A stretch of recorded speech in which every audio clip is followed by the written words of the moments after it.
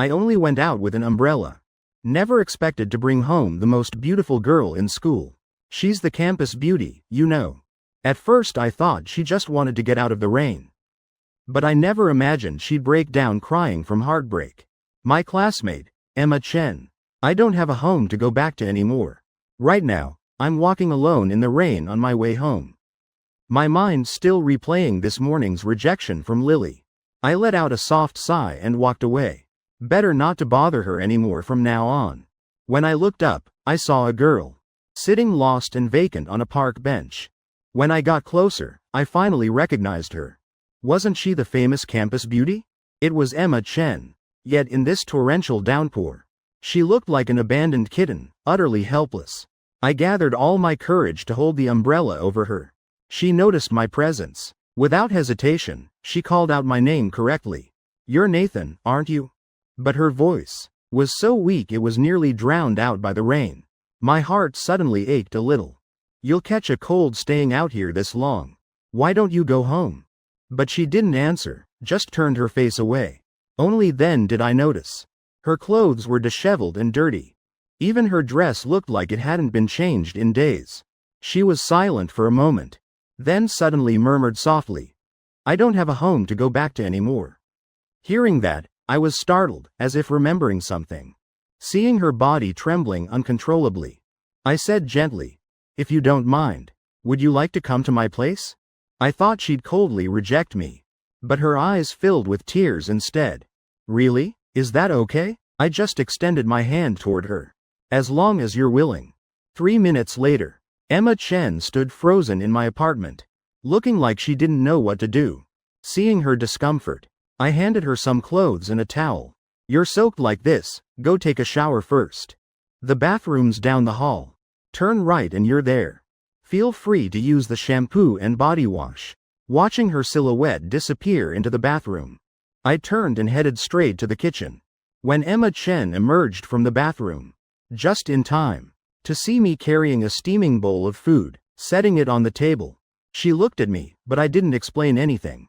Just said softly, before Emma could say anything, I brought out a glass of warm water and fever medicine, placing them on the table too. After doing all that, I immediately moved away from the sofa area. Emma sat at the table with conflicted emotions. Her heart must have been torn, but her body couldn't resist accepting. After all, hunger had taken over her mind. She looked over at me. I was sitting at another table doing homework, as if her presence didn't matter at all. It was just ordinary fried rice. Yet her face flushed as soon as she took a bite. 10 minutes later, Emma had finished everything. And right then, I asked the question I'd been wondering about. "Don't worry, I'll keep this confidential. Can you tell me what you meant by not having a home to go back to?" Emma was silent for a long time before speaking softly. Her parents, over a week ago, were in a car accident. They didn't make it. Now she was basically an orphan, and no relatives wanted to take her in. Her grandparents on both sides had all passed away too. I nearly frowned hearing the whole story, finally understanding why Emma had been sitting there alone, crying silently like that. Something this devastating, making her bear it all alone. It was really too much for her. The room was very quiet now. Only Emma's soft sobs could be heard. My eyes avoided hers, not knowing what to do. Emma was our class president. Not only excellent at academics, she had great relationships with everyone. Cheerful, energetic personality. The center and soul of our class. But now, she was crying like a child in front of me. At that moment, I could only think of one thing. No matter what, I couldn't let Emma leave.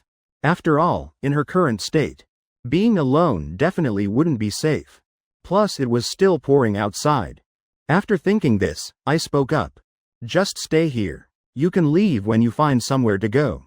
Emma immediately snapped back to reality hearing me say that. She shook her head frantically. "No, no, no. I'll leave right now." But before she could finish, I suddenly looked up at her. "Either you stay here, or I'll call the police to come watch over you. Your choice." Emma choked back a few sobs. She looked at me with tear-filled eyes, even with a hint of blame in her gaze. "Do you talk to Lily like this too?" My mouth fell open. My eyes went blank. I couldn't say a word for the longest time.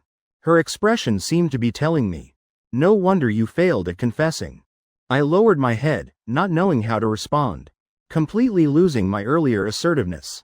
Seeing my awkward state, Emma covered her mouth and laughed, even though tears still glistened in her eyes. I frowned awkwardly. "Just stay here. I'm asking you, please." That was all I could say. The most sincere words I had. I also tried to put on my face a gentle, pleasant expression. "I agree to stay. Thank you, but why are you helping me like this?" "There's no particular reason. If I had to say, it's because I don't want my reputation in class to get any worse." Emma blinked in surprise. "But, I haven't heard about you having a bad reputation in class. The only thing about you is just that confession to Lily. To me, that's already a bad reputation. Aren't you afraid Lily won't be happy about this?" "Whatever, it doesn't matter to me anymore. I give up." I seemed not to notice Emma's slight confusion. I asked her tentatively, "Don't you dislike him?" I shook my head. Things without answers. Don't need to keep trying anymore. "I see." After deciding to stay, Emma hung up her wet clothes. Then sat dazed on the sofa, not knowing what to do. Seeing I was still studying. Before long I started scratching my head in frustration. Emma slowly walked over to my side. When she saw I was struggling with a problem, she reached out and began patiently explaining it to me. I listened intently, nodding occasionally. When I looked up, it was already 2:30 a.m. I packed up my things. Looking at Emma, "You go to the bedroom. I'll sleep on the sofa. Though my social skills aren't great. At least I know. You shouldn't make a girl sleep on the couch." But Emma kept refusing. She was already grateful just to stay here. We kept refusing each other like this.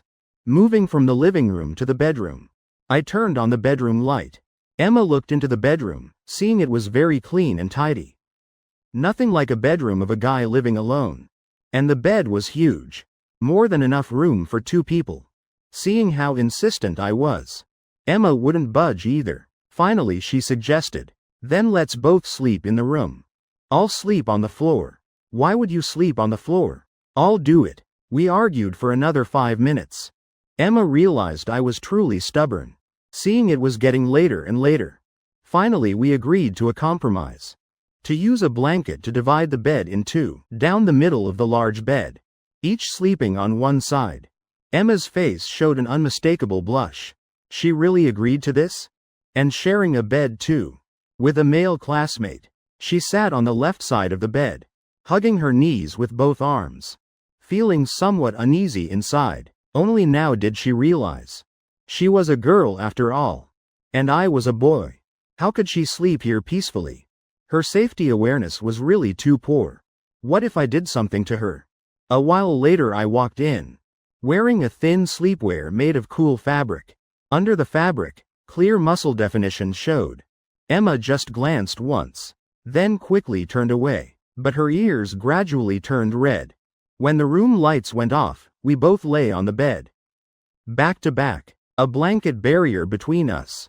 She tried to close her eyes, but opened them again shortly after, because she couldn't sleep at all. All her attention was focused on me on the other side. After 30 minutes, Emma finally heard steady breathing, knowing for sure I was asleep. So after relaxing a bit, she also drifted off to sleep. She even had a dream. She dreamed of her parents gradually moving away. When she suddenly opened her eyes and sat up, she realized it was already morning. Then, she smelled the aroma wafting from the kitchen, immediately waking up her still sleeping stomach. Emma walked out of the bedroom and looked into the kitchen. She saw me wearing an apron and cooking. And just then, I turned around, seeing Emma standing behind me. "Good morning." Emma greeted me softly, asking me about today. Emma looked at the lunchbox on the dining table. Inside were the dishes I'd just finished making. Only then did Emma remember. I usually brought lunch from home to school, instead of eating in the cafeteria. "I'm preparing lunch. Why do you bring food from home?" "The school food isn't bad," I answered simply. "Do minorities have any dietary restrictions?" "No wonder looking at you made me feel like eating breakfast." "I'm done, you eat first." I pointed to the plate of steaming food. By now, Emma's stomach was churning from the aroma. When she saw the food, her stomach sent even stronger hunger signals. But Emma just nodded slightly. Then she sat down at the table. But she didn't eat right away. Instead waited for me to finish and sit down together. When I just finished breakfast, I asked her, "Are you going to school?" "I have to go shopping today. Probably can't go back to school until tomorrow." I nodded. Then, I took a key from my pocket, tossing it straight to Emma. "House key, come back after shopping. Otherwise I can't get in." Emma looked at the key in front of her. She knew I was worried she had nowhere to go and would secretly leave. She picked up the key and answered softly, "Got it." In her heart she thought, she definitely couldn't stay at my place forever, even though I meant for her to stay. But she couldn't just go on without any plan. She knew the money she had wasn't enough to rent a place. Studying was the priority now. She couldn't just drop out and work, could she? Right now, besides temporarily staying here, she really had no other choice. After finishing breakfast, I hurriedly packed up and left immediately. When leaving, I didn't say anything special to Emma. Emma looked at the empty room. Couldn't help wondering how I could be so trusting. Emma decided to help me clean the house. Since she was staying here, she should do something. She finished cleaning before going out shopping. But when she entered my workout area and saw the weights in front, she immediately felt a headache. After all, these things looked very exhausting. Emma cleaned for 20 minutes. Suddenly, her eyes glanced toward seeing a cardboard box in the corner by the cabinet. Inside the box were many letter-like papers and some small boxes. She squatted down and took one out. Glancing at the contents, her eyes suddenly showed surprise. It turned out, these were the love letters I'd written to Lily. And the gifts I'd bought too. Soon, in the afternoon, when school let out, I was already on my way home. Halfway there, I saw the bench again, where I'd found Emma yesterday. I really should save her phone number. What if she really did leave? I only have this one key. Standing at the door, I knocked. Not long after, I heard footsteps from inside. I breathed a sigh of relief. The person at the door looked different from what I'd seen this morning. She seemed even more beautiful, brighter somehow. Her eyes seemed to be glowing. "You're back?" "Yeah. Good thing you didn't leave, or I'd have to pay to change the locks." Hearing me say that, Emma couldn't help lowering her head, murmuring softly, "I promised you. How could I leave?" "Oh, you really don't have a phone?" I was worried, if something happened I couldn't reach Emma. She was a bit embarrassed, turning her head away. "I threw my phone in the river a few days ago." "Really?" I looked at her, not knowing what to say. She didn't seem like what I'd imagined. She wasn't the class president who always took care of others. Kind, cheerful and energetic. But more like a lost child. Crying and wandering, that I picked up off the street. Then, I turned and went into the bedroom. When I came out, I was holding a phone. "Use this for now. My old phone still works. Wait a bit, I'll give you a second SIM card. That way, at least you can contact me."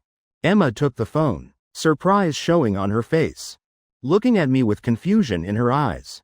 "Even though it's an old phone, you're letting me use it? So, why are you treating me like this? Is it because of Lily?" Emma asked softly. In her heart she must have thought this was the logical answer. Maybe because she and Lily were good friends.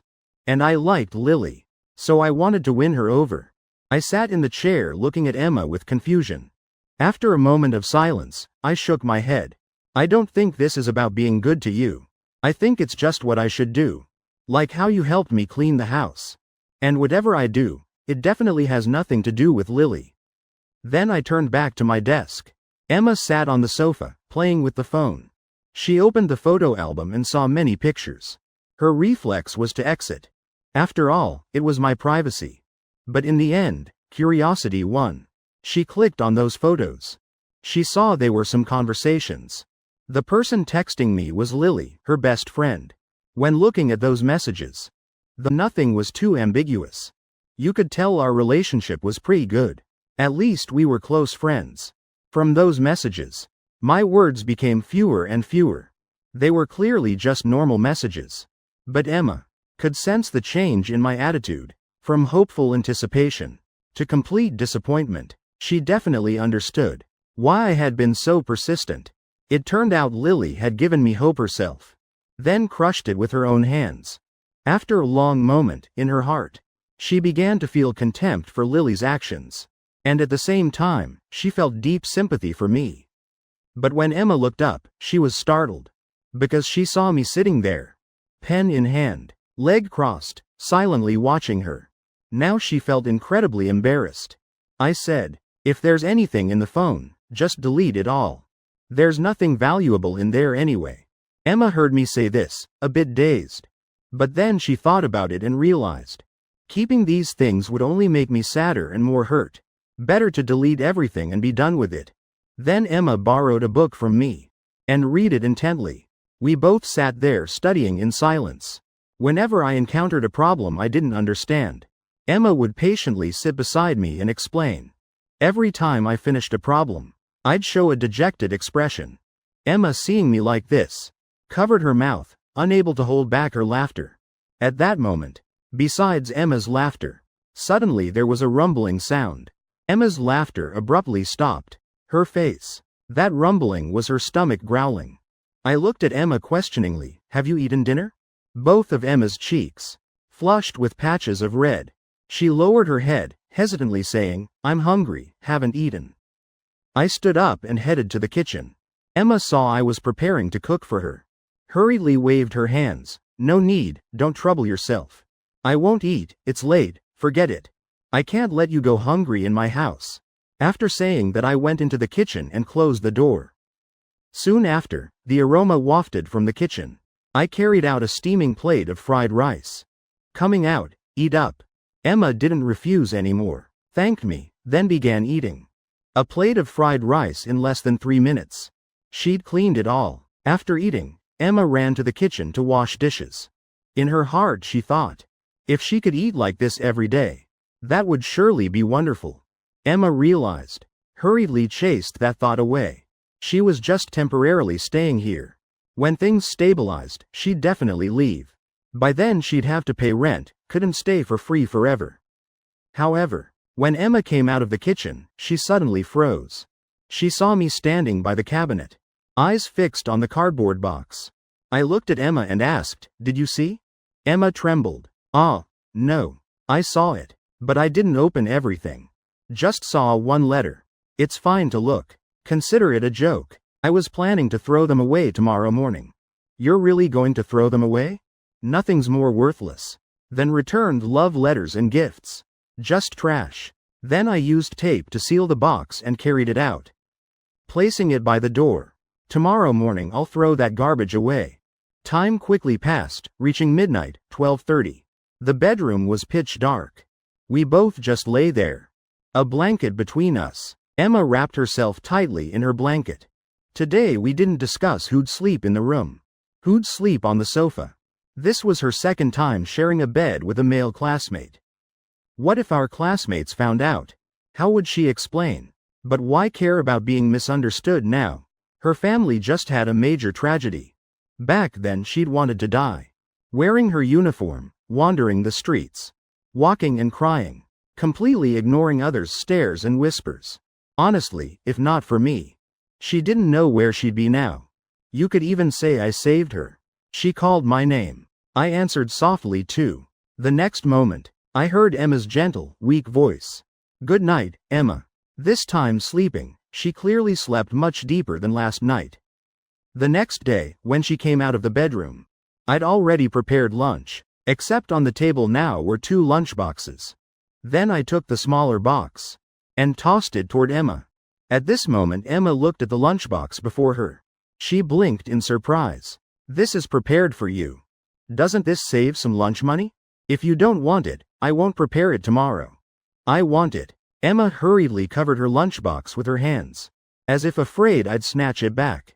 "Oh right, there's also fruit and yogurt." I conveniently handed her a small container. Emma looked at the items before her. Her eyes lit up, like returning to elementary school when Mom was still by her side. And that feeling was now gone. Never expected to find that feeling with me. At this moment, in Emma's eyes, the satisfaction was clearly visible. Seeing Emma's reaction like this, I was even more certain of my guess. She was still a child at heart. After washing up and eating breakfast, we both headed out together. And I conveniently threw away the cardboard box. Full of my sad memories. Didn't even bother looking back one last time. We walked along the road, maintaining a certain distance. At the school gate, Emma took a deep breath and calmed her emotions. "Hey, class president." At this moment she heard someone calling. Turning around, she saw several classmates standing behind. Emma waved and gently responded. "Oh, long time no see. It really is the class president. Finally came to class. We missed you so much. Why did you suddenly stop coming?" Everyone quickly gathered around Emma. I didn't care much. Just kept walking straight ahead. At this moment, Emma saw. Suddenly a girl approached me. That girl casually tossed me a piece of gum. I caught it as usual. Then popped it in my mouth. "Did you get it already?" "That's right, this has to be the real deal. Can you trade it back for me? Come online to play tomorrow." The two walked very close together. Emma saw everything. She and I never walked that close. This was the first time. Emma saw me talking so smoothly with a girl. Was that my deskmate? "Emma, you finally came. I was so worried about you. Why didn't you come?" When Lily saw Emma, she immediately ran over to hug her. "Oh, something happened at home. So I couldn't come these past few days." Emma answered verbally, but her eyes looked toward me. Almost everyone in class gathered around Emma. Only my deskmate and I sat in our seats. Emma saw me and my deskmate. The two kept chatting non-stop. Why did they have so much to talk about? When Emma was at my house, she never talked with me that much. "Class president, the teacher wants you in his office for a bit." Emma stood up preparing to go to the teacher's office. Before leaving, her eyes still looked toward me. But I didn't look at her once. Emma felt something strange in her mood. Me talking with Ashley was perfectly normal. Why did she feel uncomfortable? Was it because she and I had never talked that much? Emma kept thinking randomly in her head. In the office, the teacher held Emma's hands and began explaining to her patiently. Emma also understood she had to look forward. No matter how sad she was, nothing could be changed. When Emma returned to class, her friends continued asking about her. I glanced over, seeing friends crowding around Emma. I wasn't surprised at all. Good thing I sat quite far from her. Otherwise, there'd be no peace anymore. The morning passed very quickly. Lunchtime arrived. Emma had been looking forward to lunch since morning. After all, I made it for her myself. From her desk, she opened the lunchbox and placed it on the table. She just looked once. Already felt hungry. "Hey Emma, why did you bring lunch today?" When Lily saw the lunchbox on Emma's desk, she was a bit surprised. In her memory, it seemed only I in the whole class brought lunch from home. I just suddenly wanted to. "Let me try a bite." "Did your mom make it?" Lily looked at the food in Emma's lunchbox and asked with a smile. "No, I made it myself." "Really? Let me taste." Lily took chopsticks and picked up a small piece to put in her mouth. Slowly chewed for a moment. After a while, she frowned slightly. "You made this yourself?" "Yes, what's wrong?" "Nothing, just feels familiar somehow." "But it's good, you're really skilled." "It's nothing." Emma felt a bit worried inside. Unexpectedly Lily felt familiar with this flavor. Had she eaten my cooking before? Seemed like they had a pretty good relationship before. Good thing she didn't recognize it, otherwise it would be awkward. Lily returned to her seat. Then she turned to look at me. When she saw I was also eating lunch, she couldn't help but frown. Seemed to be thinking about something. Strange, Emma finished everything cleanly. She continued eating fruit, then drank yogurt. Finally, satisfied, she put her head down on the desk.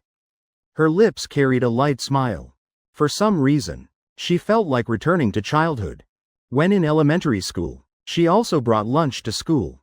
Back then, it was her mother who prepared lunch for her every morning. Emma's tears welled up in her eyes, then slowly slid down, flowing on her cheeks, falling onto the desk. She hurriedly wiped away the tears, so others wouldn't see. Summer afternoons were usually hot and stuffy. Everyone in class was sluggish. Finally the afternoon PE class arrived. PE classes were very rare now. Only one period a week. Everyone went out to the field to play, while I sat in the shade, holding a book to read. I also wanted to go out for fresh air, but wanted to use the time to study. After all, my grades were too low. To catch up, I had to work harder than others. Look, he's reading. Doesn't look like he's pretending. Really started studying seriously. Madison pointed at me sitting in the shade, telling Lily and Emma. Emma gently nodded. Only she knew how hard I'd been working, studying diligently even after going home. You could see my determination. But Lily didn't seem to care much. She turned and pulled Emma and Madison away. Let's go watch the boys play basketball. Emma was a bit unhappy but was still pulled away by Lily. Actually, she also wanted to sit with me and read. But that would be too much. People would definitely gossip. She didn't mind, but was afraid it would affect me. The basketball court was lively and bustling. While I was enjoying the piece, just as I turned a page, suddenly a basketball flew straight into my lap. I frowned slightly and looked up. Before me was Ashley. She wore a loose t-shirt, athletic shorts below, her long, fair legs exposed. I threw the ball back to her. A bit puzzled. What do you want? Play for a bit. See if your skills are still good. Ashley patted the ball. Her face curved up slightly, as if smiling. I pointed at the guys. Go play with them. They're not interesting at all. Only challenges are interesting. Are you scared? Hearing that, I suddenly jumped up from the bench. Don't be like when we were kids. Losing then crying and running home. Well, you have to beat me first before saying that. Ashley and I went to another basketball court. Over there, some guys were playing basketball. Suddenly an eye swept over. Eyes widened. Immediately nudged the person next to him and whispered, "Hey, look who's over there. Such white legs." What legs? Where? The guys on the court went crazy. They looked all around. When they saw Ashley not far away, their eyes widened too. Oh, it's Ashley. I didn't think Ashley had clothes like that. Brothers, I understand now. The three girls watching also felt strange. Why did they suddenly stop? Still looking in the same direction? But when they followed their gaze over there, their surprise was no less than the guys. When Emma saw next to Ashley was me, her heart shook slightly. This feeling was both unexpected and reasonable. Lily had already furrowed her brows tightly. She didn't understand why she felt uncomfortable inside, like something had been taken away. She bit her lip. In her deep eyes, there was a hint of coldness. Let's go watch. While Ashley and I hadn't started competing yet, the basketball court was already surrounded by people. The guys who were playing basketball stopped. They came here to look at legs and watch basketball. So there's a figure like that. Former girlfriend? All three of them noticed me. When they saw me wearing a tight short-sleeved shirt, everyone was somewhat surprised and confused. Lily was also stunned. How could she have known before that I had such a nice physique? Emma already knew. After all, she saw me in pajamas every night. Still playing? Being watched by so many people, I was a bit uncomfortable. I asked Ashley, "Since when did you start caring about other people's gazes?" Yeah, that's true. The competition between us was truly captivating. Whether defense or offense, both were excellent. Everyone around watched in amazement. Every time I scored, Emma would clap along. She watched very intently, completely different from watching others play basketball. At this moment, our score was neck and neck. If I wanted to change the current situation, at least I had to create a small gap with Lily. To do that, in the next second, while Ashley hadn't reacted yet, I grabbed the ball, jumped up and powerfully threw it toward the hoop. Along with the loud bang that rang out, that backboard, quickly covered with spiderweb-like cracks, suddenly shattered. Glass fragments scattered across the ground. The scene before me left me stunned, while the people standing around let out astonished screams. Everyone stared wide-eyed. The girls were even more shocked. This was the first time they'd seen someone who could shatter a backboard like that. Ashley just smiled helplessly. She patted me to brush off the glass shards. "All right, you win. Making me try that hard is enough." At this moment, I felt a bit dizzy. I shouldn't have been bothered by others like this. But today, with so many people watching, I couldn't help but be serious. Handsome, right? Dude, when you jumped up, I saw you have abs. Madison excitedly shook Lily's arm beside her. She was jumping like a fangirl. Lily still hadn't recovered. She looked at me, her eyes still focused. Her pupils shifted slightly. She felt like she understood me much better now. Her previous impression of me was boring conversation, low emotional intelligence, poor grades, a rather dull guy. But looking at me now, actually pretty handsome. Emma noticed. Quite a few girls watching were looking at me with admiring eyes. She didn't know why she had a strange feeling, like an uneasiness from deep within.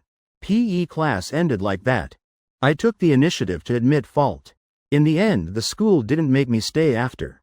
Just verbally criticized me a bit. Told me to clean up properly. However, stories about me began spreading through school.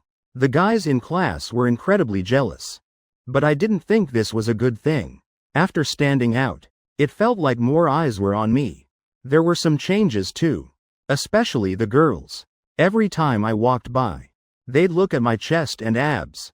This feeling made me a bit uncomfortable. The whole day passed quickly.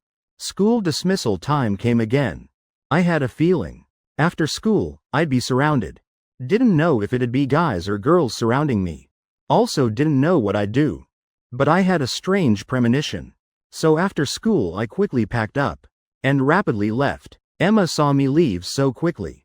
She immediately panicked, also hurriedly followed to catch up with me. Hey, Emma, wait a second. Let's go together. Lily saw Emma in such a hurry. Immediately called out to her. But Emma didn't have time to wait for Lily. Moreover, if she went with her, the fact that she was going to my house would definitely be exposed. So Emma didn't turn back. Just said, I have something to do, leaving first. What could be so urgent at this time? Lily felt it was a bit strange. Thinking back on the whole day, Emma's state had been somewhat unusual. She felt a bit uncomfortable. Seemed like she had a lot on her mind. But she knew Emma's family seemed to have had something happen. So she didn't ask further. However, besides that, it felt like she had a secret she couldn't tell. Emma chased after me out of school. She hurriedly ran to my side to catch up. Hey, why are you walking so fast? Seeing Emma panting, I was a bit surprised. Don't you know where my house is? Just walk slowly. But Emma, hearing me say that, felt it was true. Her chasing after could be seen. This secret discovered. So why did she hurriedly chase after me? In her heart, perhaps she just hoped after school she could talk with me openly. Not hurt? Emma thought about today's incident. I'd been hit by a lot of broken glass. Afraid I was hurt, she gently asked. I'm fine. I answered softly, that's good then. Oh, I finished all the lunch today. It was delicious. I responded word by word, making Emma feel a bit sad. Couldn't help but think. Today I talked so naturally with Ashley. Why couldn't I chat comfortably like that with her? Was it because Ashley was more special? This question had been on her mind all day. Even during PE class. I didn't play basketball with the guys. Just sat there reading. But when Ashley came to find me, I played with Ashley. So the doubts in her heart made her unable to not ask. Let me ask something, don't be mad. Do you like Ashley? You know, romantically. I see you talk with her very naturally. So you must have a lot to talk about, right? Do you like Ashley? Probably, right? Because I see you and Ashley talk very comfortably. Walking too close. But with me it's a bit. Emma said these words with some awkwardness. Like she was jealous. To say these words. No, I answered very decisively.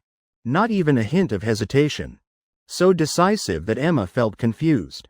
Haven't you thought about it even a little? I feel your relationship with her is pretty good. She studies very well. Very beautiful appearance too. Not inferior to Lily at all. I shook my head again, denying. Number. Plus my dad would kill me. Why? Because it's against morality. Loving your own cousin. Emma immediately stopped walking. She was so shocked her face went pale. Seemed too shocked. Reacting too strongly to the cousin reason. Her mother is my aunt, my uncle's daughter. Ashley and I grew up together since we were little. She transferred in a few days after sophomore year started.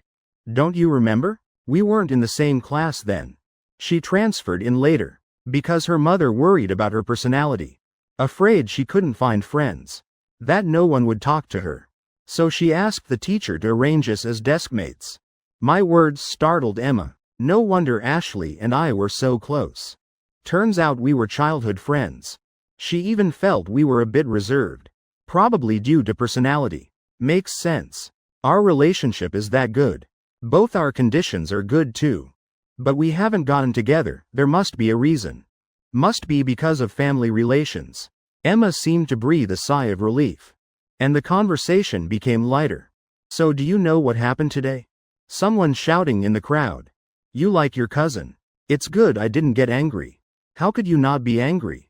I feel like you were angry. Pretty scary too. Not really, nothing to be angry about. If I was angry I'd punch them in the face.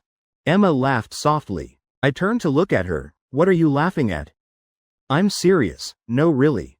Just feel more familiar with you now. Talking seems much easier. Then Emma and I went into the house together. Emma felt there was a bit of a sense of intimacy and belonging here. Though she'd only been here 2 days. It felt like she'd been here a long time. Perhaps it was how I treated her. That reminded her of the feeling of home before. While I went to the kitchen to prepare dinner, Emma felt she was really lucky. Because she really liked the dishes I cooked. They perfectly suited her taste.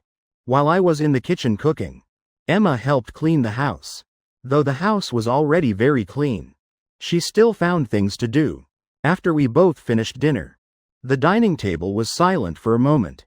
Though Emma tried to find ways to start conversation, I felt one shouldn't talk while eating. I ate very quickly and very quietly. She didn't dare bother me too much. After eating, she again took initiative to clear the table and wash dishes. While I took off my jacket, went to the bathroom door. Suddenly I seemed to think of something, and asked Emma, who was in the kitchen, "Do you want to shower?" "Go shower, Emma, do you want to?" Emma poked her head out, both her cheeks slightly flushed. "Oh, no need. I'll shower outside." She still couldn't comfortably shower in my house. So before she always showered outside. When not at home she didn't dare. Let alone when I was home. "Then you can use the bathroom here." "It's fine," I said, then went into the bathroom, closing the door to shower. "Okay, thanks," Emma answered very softly. Her hair also turned red. She cleaned up then sat at the desk to study. But not long after, she heard the sound of water in the bathroom. When thinking about me showering right now, in her head she couldn't help but imagine my physique, the triangular torso and the V taper. Wonder what it looks like when showering. For a moment, a hazy image appeared in her head, blurry and unclear. No, Emma immediately shook her head, pushing away that shameful thought. How could she think about something like that? Though she tried to force herself to focus. But when she came back to her senses, the water had just stopped. She immediately pretended to be studying very diligently, both hands gripping the book, looking very serious. Soon after, I walked out of the bathroom in pajamas. Because my body wasn't completely dry. The pajamas stuck to my stomach. The clear ab muscles showed very distinctly. Though Emma tried to concentrate, her eyes still involuntarily glanced at me. At this moment, Emma suddenly widened her eyes. She couldn't believe what she was doing. Was she swallowing right now? Impossible. She didn't think Emma was that kind of person. From childhood till now she'd never loved anyone, let alone having feelings for any guy.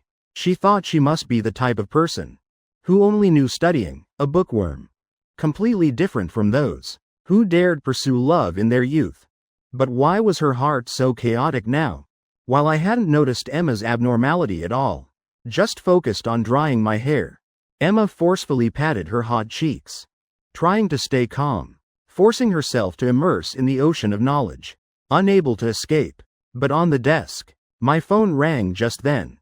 She unconsciously looked toward the sound, and saw a message appear on the screen. This message made Emma unable to control her curiosity, because she saw the sender was Lily. Wasn't she very uncomfortable with Lily?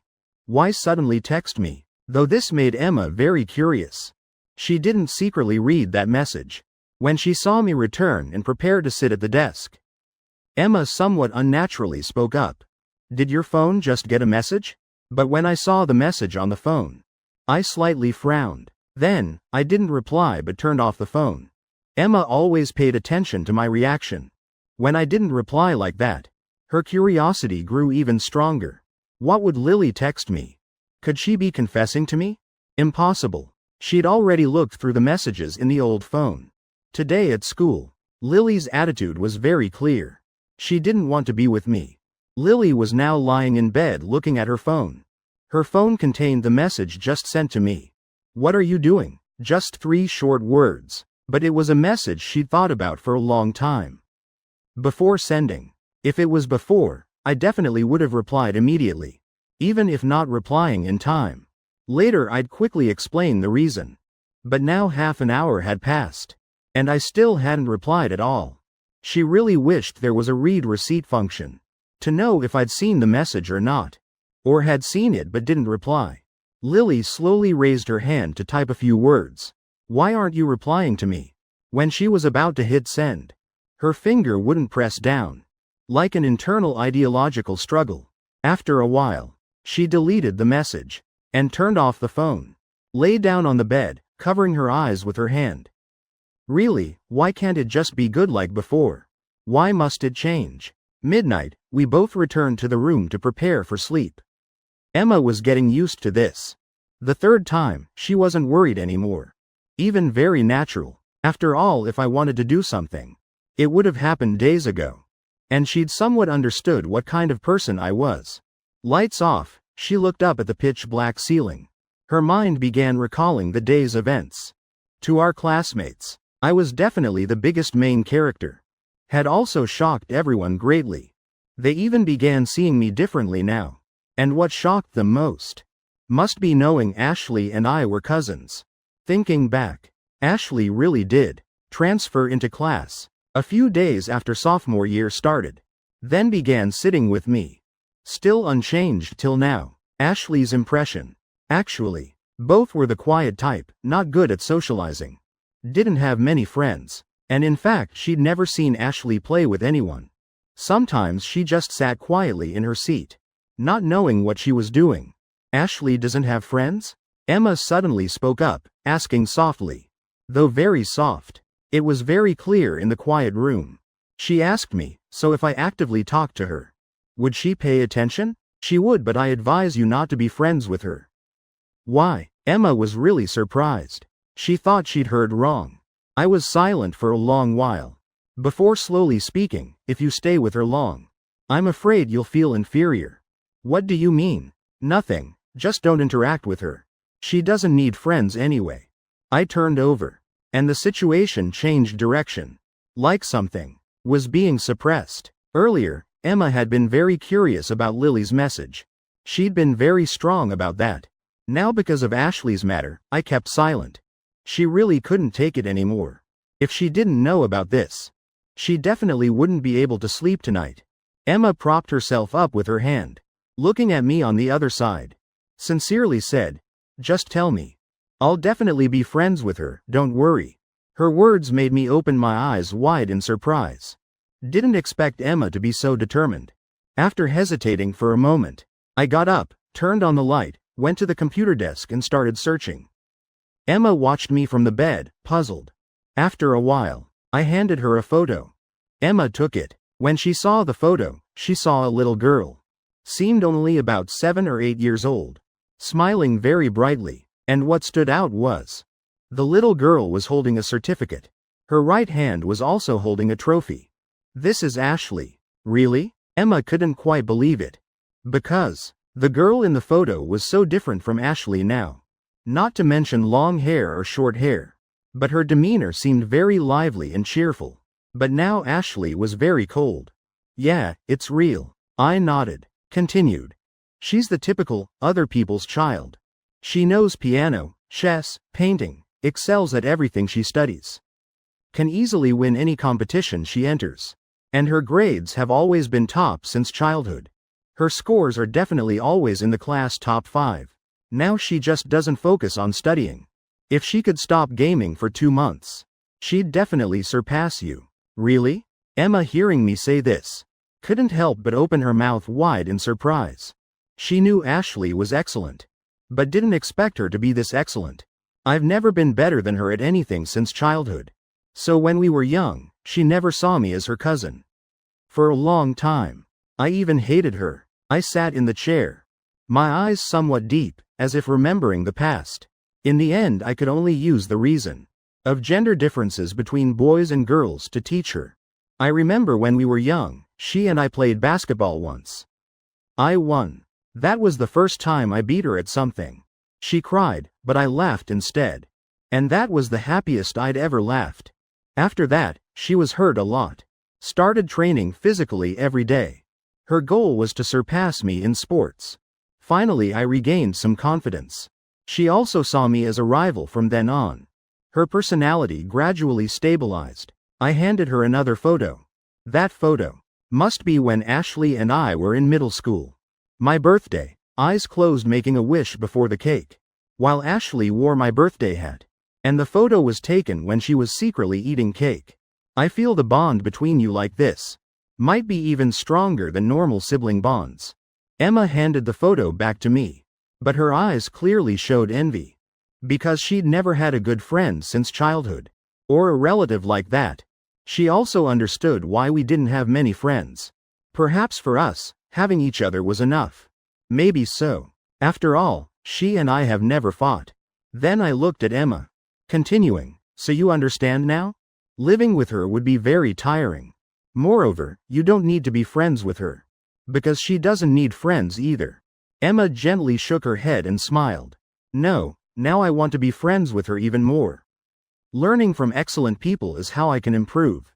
The next day, Lily left home and went to school. Just that her mood wasn't very good. Looking like she hadn't gotten enough sleep. She'd waited for my message until very late last night. About 2 hours later, she thought I'd seen it but deliberately didn't reply. At first she was very angry, planning to ask me when she got to school. But after thinking again, maybe I really wasn't pursuing her anymore. If it was before, maybe she'd be happy, feeling like she'd escaped from me. But now she felt strange and uncomfortable. These issues kept Lily tossing and turning all night. So she decided, the next morning she'd ask Emma and Madison's opinions. Maybe there'd be some help. Lily walked while yawning, looking at the road ahead, feeling like it was so far to school. She really hoped I'd suddenly appear behind her, then call her to go to school together. When it's just two people, they could talk to each other. But that was just a dream. How could that happen? Suddenly Lily's eyes widened in surprise, seeing me walking past beside her. Wasn't that Shadow Me? It was me, she unconsciously called out loud. Hearing the sound, I turned to look at her. Lily looked behind again, then turned and walked away. Hey, wait a second. Before Lily could say anything, there was another person beside her. Hi, what a coincidence meeting you here. Emma, you take this road too? Why haven't I met you before when going to school? Lily's eyes flashed with surprise. Could it be that earlier she'd heard her calling? She moved houses, so she takes this road. Emma answered correctly, pointing to the road behind. Good thing she'd seen Lily ahead. So she deliberately walked slowly to keep distance from me. You don't look well. Didn't sleep well? Emma looked at Lily, feeling like a few days ago she was the same. Lily nodded, with a lifeless expression, answered. Yeah, didn't sleep well. Emma remembered last night Lily texted me, but didn't get a response. Could she not sleep because of this? Was she changing her mind and wanting to be with me again? The two entered class and saw. The class was quite lively, and Madison, who was already in class, also looked toward them. Now you two, he and Ashley, are very popular. Emma and Lily looked toward my and Ashley's seats. Discovered that around our seats, people kept passing by, some talking, some giving things. That was Ashley. These are snacks I bought for you this morning, Ashley. Do you want to play basketball this weekend? We're short on people, come join us. We're going to karaoke this weekend, are you coming? Can you teach me to play ball, Nathan? Around us there was no shortage of people, both guys and girls. But for us, it felt like the whole world and a disaster. Since entering class, my face always showed impatience. Suddenly I slammed the desk hard. Everyone in class immediately fell silent. Then looked toward us with dark faces. Everyone felt a chill down their spine. Immediately, they hurriedly dispersed. After all, the two of us really weren't easy to mess with. Only when no one was nearby. Our expressions softened. Madison, seeing this scene, couldn't help but sigh. They really are hard to approach. No wonder they don't have many friends. I think they just don't want to make friends. They're not unapproachable. Just don't like noise. And aren't close with other classmates. Emma unconsciously spoke up, defending us. Now she understood the situation between Ashley and me. Lily looked at me. Had so many words in her heart she wanted to say to me. But couldn't find any opportunity. After all, she was someone I once liked. Couldn't she become my most special person? Unexpectedly, in just 3 short days. From me circling around her every day, it had become many people circling around me. While beside her, I was nowhere to be seen. She'd originally planned to come to school to ask Emma and Madison what they thought. But thinking about it now, definitely had to ask him directly to be effective. But yesterday Nathan was really handsome. Do you think if I confessed to him, would he agree? Madison looked at the two with hopeful eyes, trying to find the answer she wanted. Unfortunately, both almost simultaneously shook their heads. Without any hesitation. This result disappointed Madison. Her face fell. How rude. At this time my and Ashley's moods were pretty terrible. Just yesterday, this was a quiet area.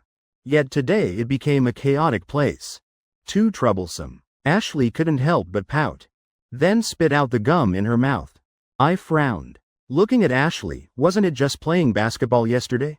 Is this necessary? Don't understand, they just like new things. And we're not that familiar. They probably just want to try interacting a bit. Then why not find him but find me? Why find me? Isn't it because they're not familiar with me? They've been mocking me for 2 years. After speaking, I looked at the one who caused this for the past 2 years. It was Lily. As a result, she was looking at me.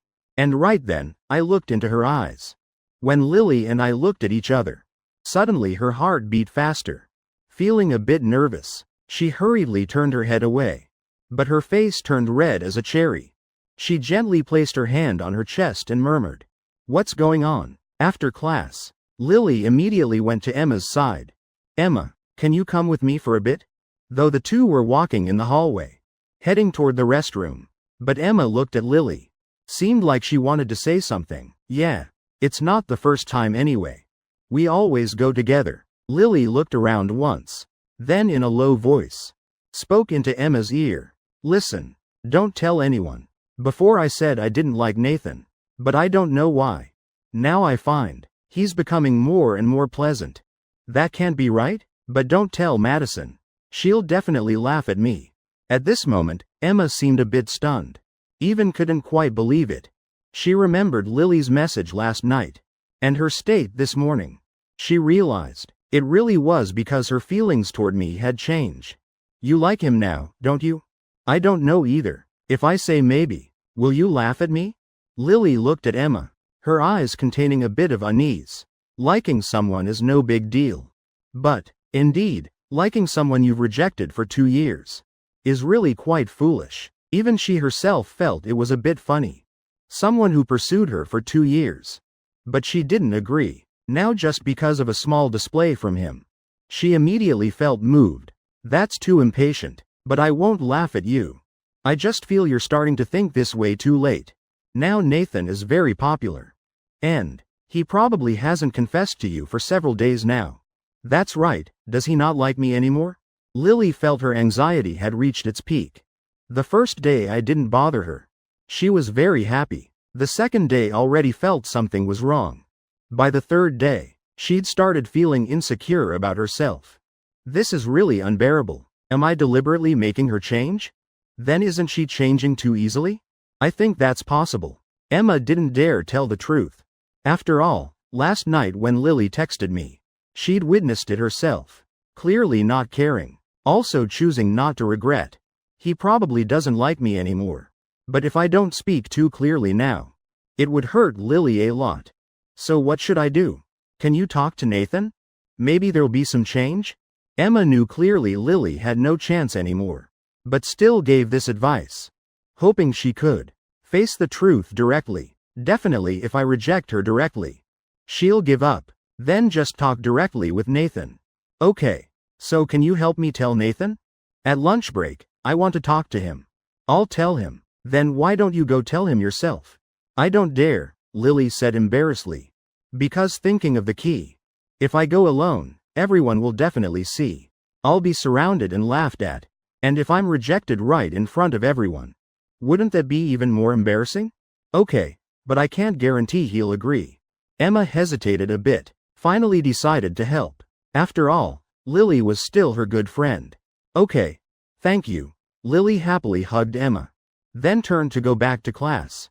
Emma sighed deeply, her mood somewhat complicated. As Lily's friend, she surely wanted Lily to succeed, but didn't know why. In her heart she didn't want Lily to succeed. She even secretly prayed, hoping I wouldn't agree to Lily's confession. Don't agree with her. Emma returned to class. Since there was time before class started, Lily sat in her chair, urgently looking toward Emma, her eyes signaling, telling her to go talk to me. Emma looked around, then saw no one was beside me. She continued walking toward me. As the class president, who also had very good relationships with everyone in this class, she wasn't afraid of being mocked no matter who she approached. There was just one exception. Lily sat in her chair. When she saw Emma walking toward me, suddenly her heart tensed. She felt she had to do something. Emma came close to me, said softly, Nathan, I have something to tell you. I looked up at Emma, then answered gently, I've been bothered since early morning. This isn't me deliberately being cold. Simply because they're the people who've mocked me for 2 years. Before I wanted to get along with them, but was treated as a joke. Now I want to be close with them. Want to study seriously to catch up. But these people are just full of laziness. Even now I still feel a bit annoyed. That's Emma. If it was someone else, I really wouldn't want to care about that person. I have a question I don't understand. Can you show me? At this moment, Ryan suddenly ran over holding his homework, interrupting Emma's words. Emma fell silent, her train of thought completely broken. She looked at Ryan with a bewildered expression. Though normally, because she was approachable, and her grades were pretty good, many people came to ask her questions. But shouldn't you read the situation? Now she was talking to someone else. And about a very sensitive topic too. How could she speak now? Oh, are you talking? It's fine. You go ahead, I'm not in a hurry. Ryan pretended not to want to bother us, but didn't step back. Instead, standing beside us, clearly wanting to hear what Emma would say. This made him feel more at ease. Okay, can you not? Emma's face was full of awkwardness, unable to speak. If Ryan heard and spread it around, later not only Lily, but I would also be embarrassed. She knew clearly I didn't want to be seen as a joke. Didn't want to become the subject of others' gossip. But she didn't dare tell Ryan to go away. Because that would make it seem like she was saying something that couldn't be known by others. Strange rumors would spread. I looked up at Emma's awkward expression. Then at Ryan, who wouldn't back down. Then I suddenly stood up, one hand firmly grasping Emma's wrist. Under Ryan's stunned gaze, I directly pulled Emma out of the classroom. At this moment, Emma was also completely shocked. The feeling of being held by me was like that rainy day when I pulled her home. Lily had been secretly observing the situation. When she saw this scene, her eyes filled with disbelief. Ryan was still stunned, his eyebrows twitching hard. He couldn't believe I would do that in front of him, pulling Emma away. At this time, I led Emma to the stairwell, where no one was passing by. I let go of her hand, looking at Emma and saying, All right. Speak, aren't you afraid of others gossiping? They'll misunderstand you. Emma lowered her head, speaking softly, thinking about how I just pulled her out of class. Her heart couldn't help but beat faster. I closed my eyes, slowly opening my mouth. So you're asking someone who's been mocked for 2 years, if they're afraid of rumors? Indeed, if you're afraid of being misunderstood, I'll go back and explain to them. Emma continuously shook her head. No, I'm not afraid either. She knew clearly her current situation. She had nothing left. Nothing to lose. Also not afraid of being ridiculed. Well, hurry up then. Class is starting soon. Actually, I'm just a messenger. Just because she wants to talk to you privately. Meeting you at noon today, just stay here. I directly shook my head, refusing. Didn't even think about it. Emma had already anticipated this result. More accurately, with her understanding of me. This was the most likely outcome. Really not going to talk to her? Maybe after talking, she'll stay with you. Then I even more don't want to talk to her. Let her see, I pursued her for 2 years and she still didn't agree. Now I'm not pursuing anymore. It's only been 3 days. She wants to tease me, now coming back. Then am I worthless? That's true. After speaking, we both returned to class. However, when I just sat down, Ashley tapped the desk with her pen, asking, "You and the class president. Since when were you close?" I was a bit puzzled. How did you know? So you can grab someone's hand and pull them outside. Not afraid they'll slap you and call you a pervert? I waved my hand. You're overthinking it. I know she's a good person, she wouldn't do that. If it was someone else, I wouldn't dare either. All right, Ashley nodded. She reluctantly believed me, about what Emma and I just talked about.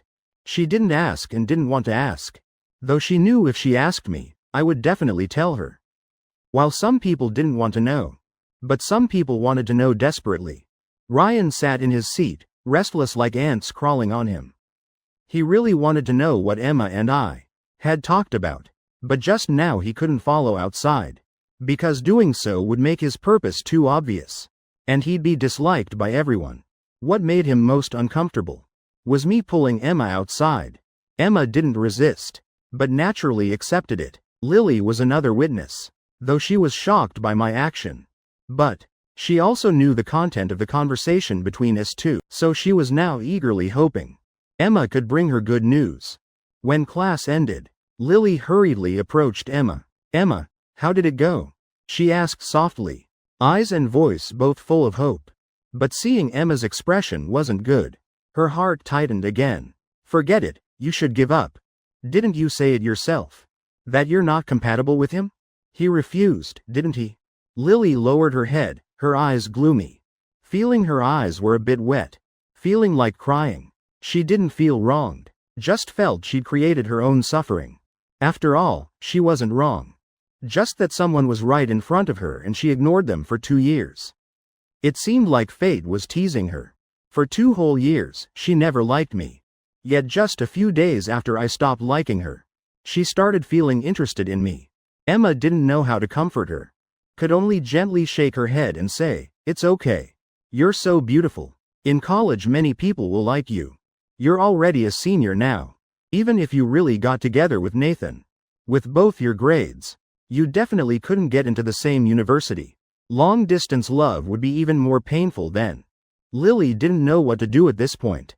Could only passively listen to Emma's comfort. What else could she do? She definitely couldn't shamelessly beg me to come back. Just earlier, she was still thinking what to say to me at noon. But now what she thought didn't matter anymore. I completely didn't want to talk to her. "All right, what's going on?" This was Madison. Madison approached them. Seeing Lily's expression wasn't good. Madison was a bit surprised. Emma gently pulled Madison's hand. "So don't ask anymore." Madison obediently shut her mouth. Still, about Lily's matter. She could guess somewhat. Probably related to me. At lunchtime, Emma happily took out the lunchbox I prepared. Opening it, she never used to look forward to lunch before. Because she ate very little. Eating for her sometimes even felt like a waste of time. But now, she felt what she looked forward to most was meals. And when lunch break was about to end, she felt she really wanted to eat now. When lunch break was almost over, the homeroom teacher slowly walked up to the podium. Said, "I have 2 things to announce." The homeroom teacher's voice made the resting students immediately look up. "First thing is we'll have monthly exams. Next Tuesday, everyone study hard. Hope to achieve good results. Second thing is the school sports meet at the end of this month. This is the last sports meet for you in high school." Everyone hearing about the sports meet showed excitement. After all, for them, academic life was too stressful. And these few days of sports meet were the best chance for them to relax. Could play around comfortably a bit. The sports events will be written on paper. Everyone voluntarily sign up to participate. And the opening ceremony performance. This time is completely organized by you students. It's decided then. Class president and sports committee, these two matters will be handed to you. The homeroom teacher gave the notice board to Emma sitting in the front row. Then left the classroom. Immediately, everyone rushed around, preparing to join the conversation. Of course, there was also Ryan. After all, he was on the sports committee. Hearing he could work with Emma, he immediately became excited. Everyone around discussed loudly, so noisy that Emma had to frown. The classroom became chaotic. All right, Emma hurriedly called for a stop. The sports meet is still far away. Most important now is the monthly exam next Tuesday. Whoever wants to sign up for sports events can sign up. Everyone else focus on studying. As for the opening performance, wait until after the monthly exam. Ryan beside her also hurriedly supported. Right. Listen to the class president. You all go back. Whoever wants to participate in sports come find me. Ashley was woken by the noise. She raised her head, still half asleep, looking at me beside her and asking, "What's happening?" Next Tuesday is the monthly exam. End of month will be the sports meet. Participating in the sports meet? Ashley yawned. Oh. Can we skip the sports meet? Let's just go to an internet cafe instead. Otherwise it's really boring. I don't think we can. So the sports meet isn't as important as the monthly exam? At this time I started scratching my head, feeling my mind was tense. Ranking 200th in class was really a very high result. To improve 50 ranks this time, I really had no confidence at all. This weekend I'll help you review a bit. Your way of thinking really can't keep up with mine.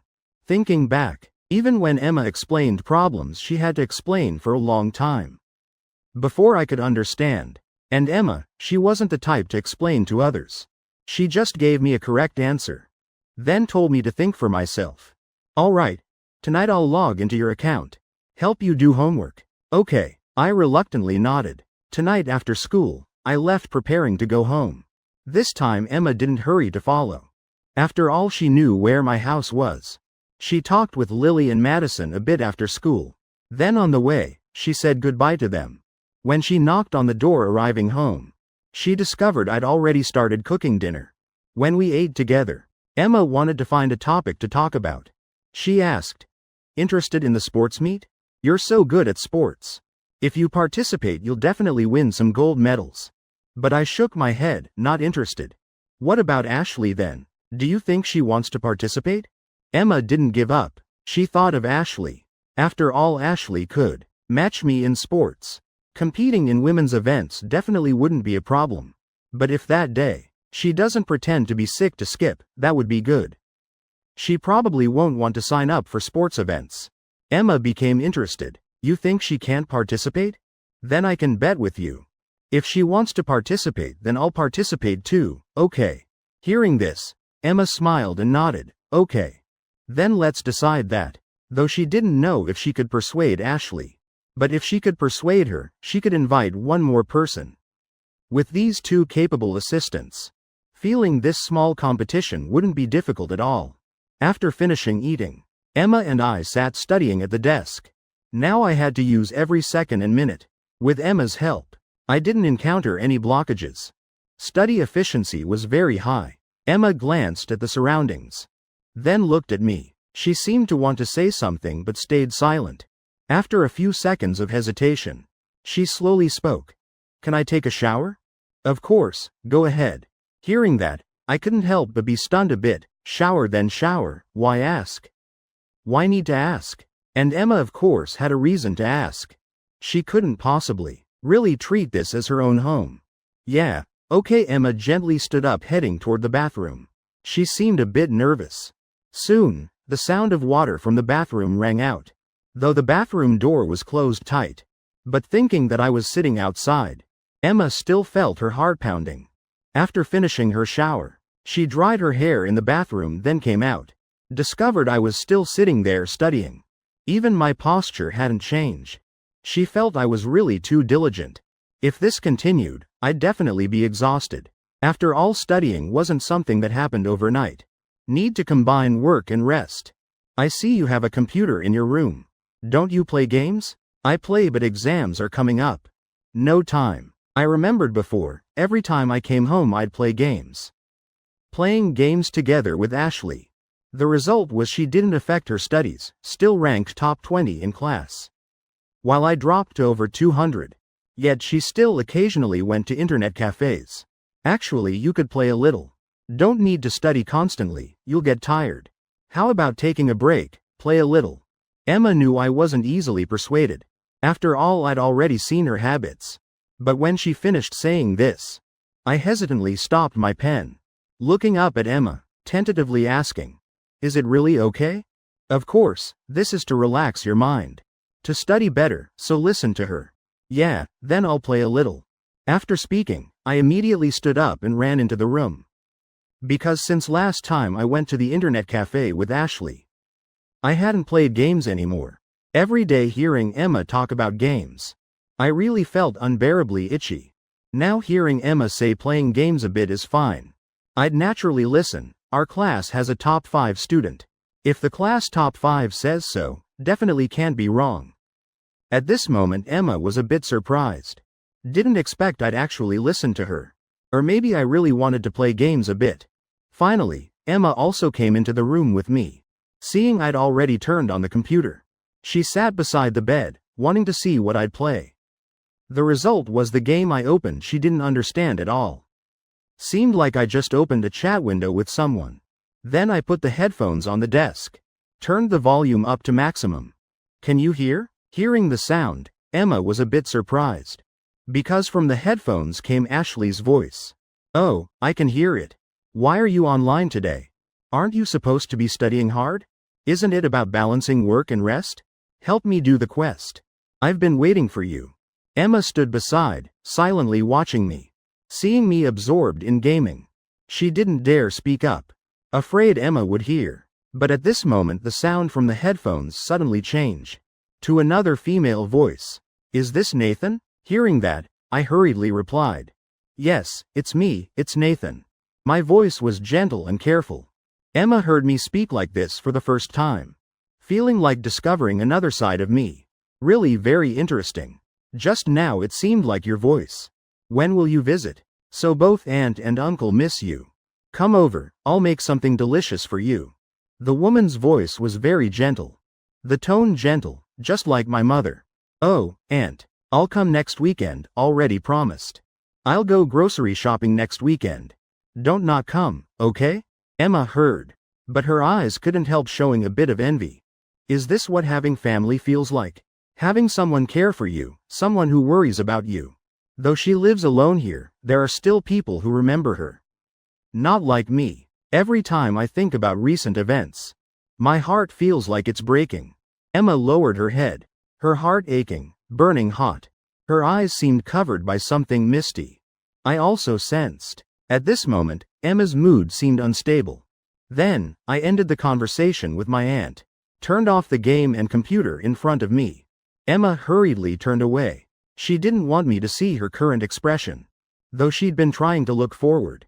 But when remembering old things, she still couldn't control wanting to cry.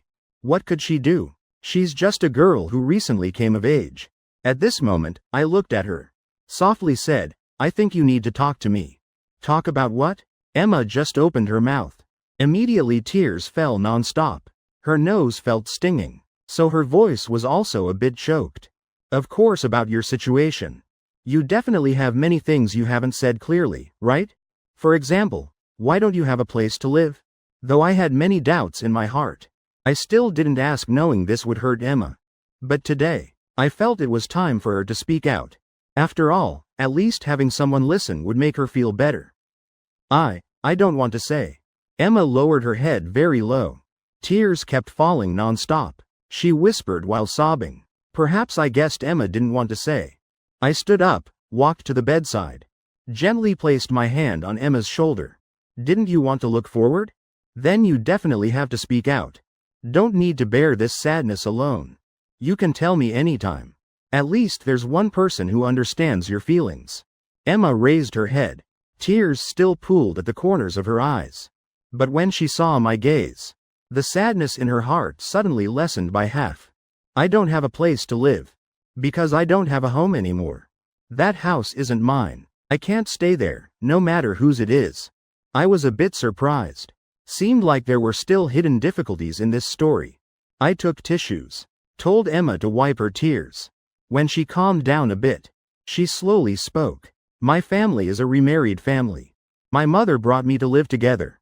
My father also has a child. But that child is from my father's ex-wife. They've passed away. My father's ex-wife has brought her son to occupy the house. Because my father's name is on the deed. And he's the co-owner. When they divorced, they demanded the house. But now they've come to reclaim the house.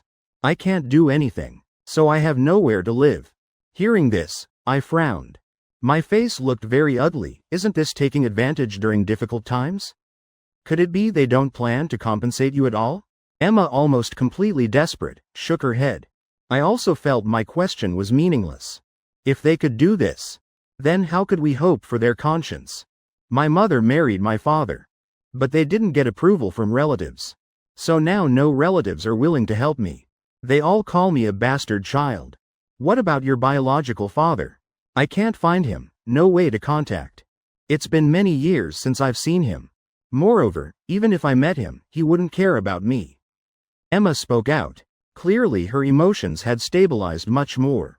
Perhaps these words had been bottled up in her heart for too long, really making her unable to bear it. I silently nodded, as if I understood what Emma was going through. I really didn't expect Emma had to carry such life burdens, having gone through such things, and in the heavy rain with nowhere to go. Even might not survive the next day. She just cried. She didn't take revenge on society. Didn't give up, didn't commit suicide. Now she can even go to school normally. Can still see a smile on her face. I felt she was strong enough. Strong enough to make me reflect on myself.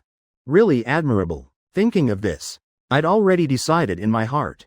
Because heaven arranged for me to help Emma. Moreover, such a wonderful girl. She shouldn't be blocked by external factors. From her path forward, I patted Emma's shoulder, said, "You don't need to worry about anything anymore. I'll help you solve everything. Food, shelter, I'll take care of it for you.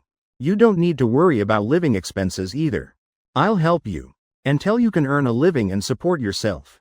Just focus on studying and living well." Emma raised her head, her eyes suddenly full of astonishment. Her whole face showed disbelief. She opened her mouth stunned, eyes wide open too. I can't bear to see such an excellent student crushed by life. Don't worry. My family's conditions are quite good. Every month I receive quite a lot of living expenses. If you want to play games, just look at my game equipment and you'll see. Every month I'll give you half my living expenses. Emma hurriedly shook her head, refusing. No, I can't accept it. We're just classmates. I can't accept this. She couldn't believe I could say such words to her. We're just high school classmates. Moreover, for 2 years at school we barely interacted. Now I could say these words. That I'd support her. All right, don't argue anymore. You know you can't win against me. My biggest flaw is being stubborn. Emma understood this clearly. She couldn't argue with me. And now, she had to rely on others to live. So the most important thing was to listen to this landlord.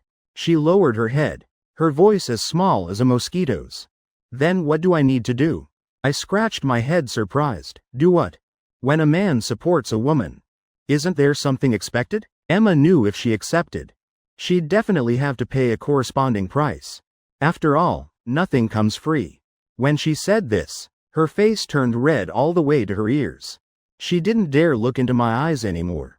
I stroked my chin, calmly said, "Calling it supporting isn't quite right.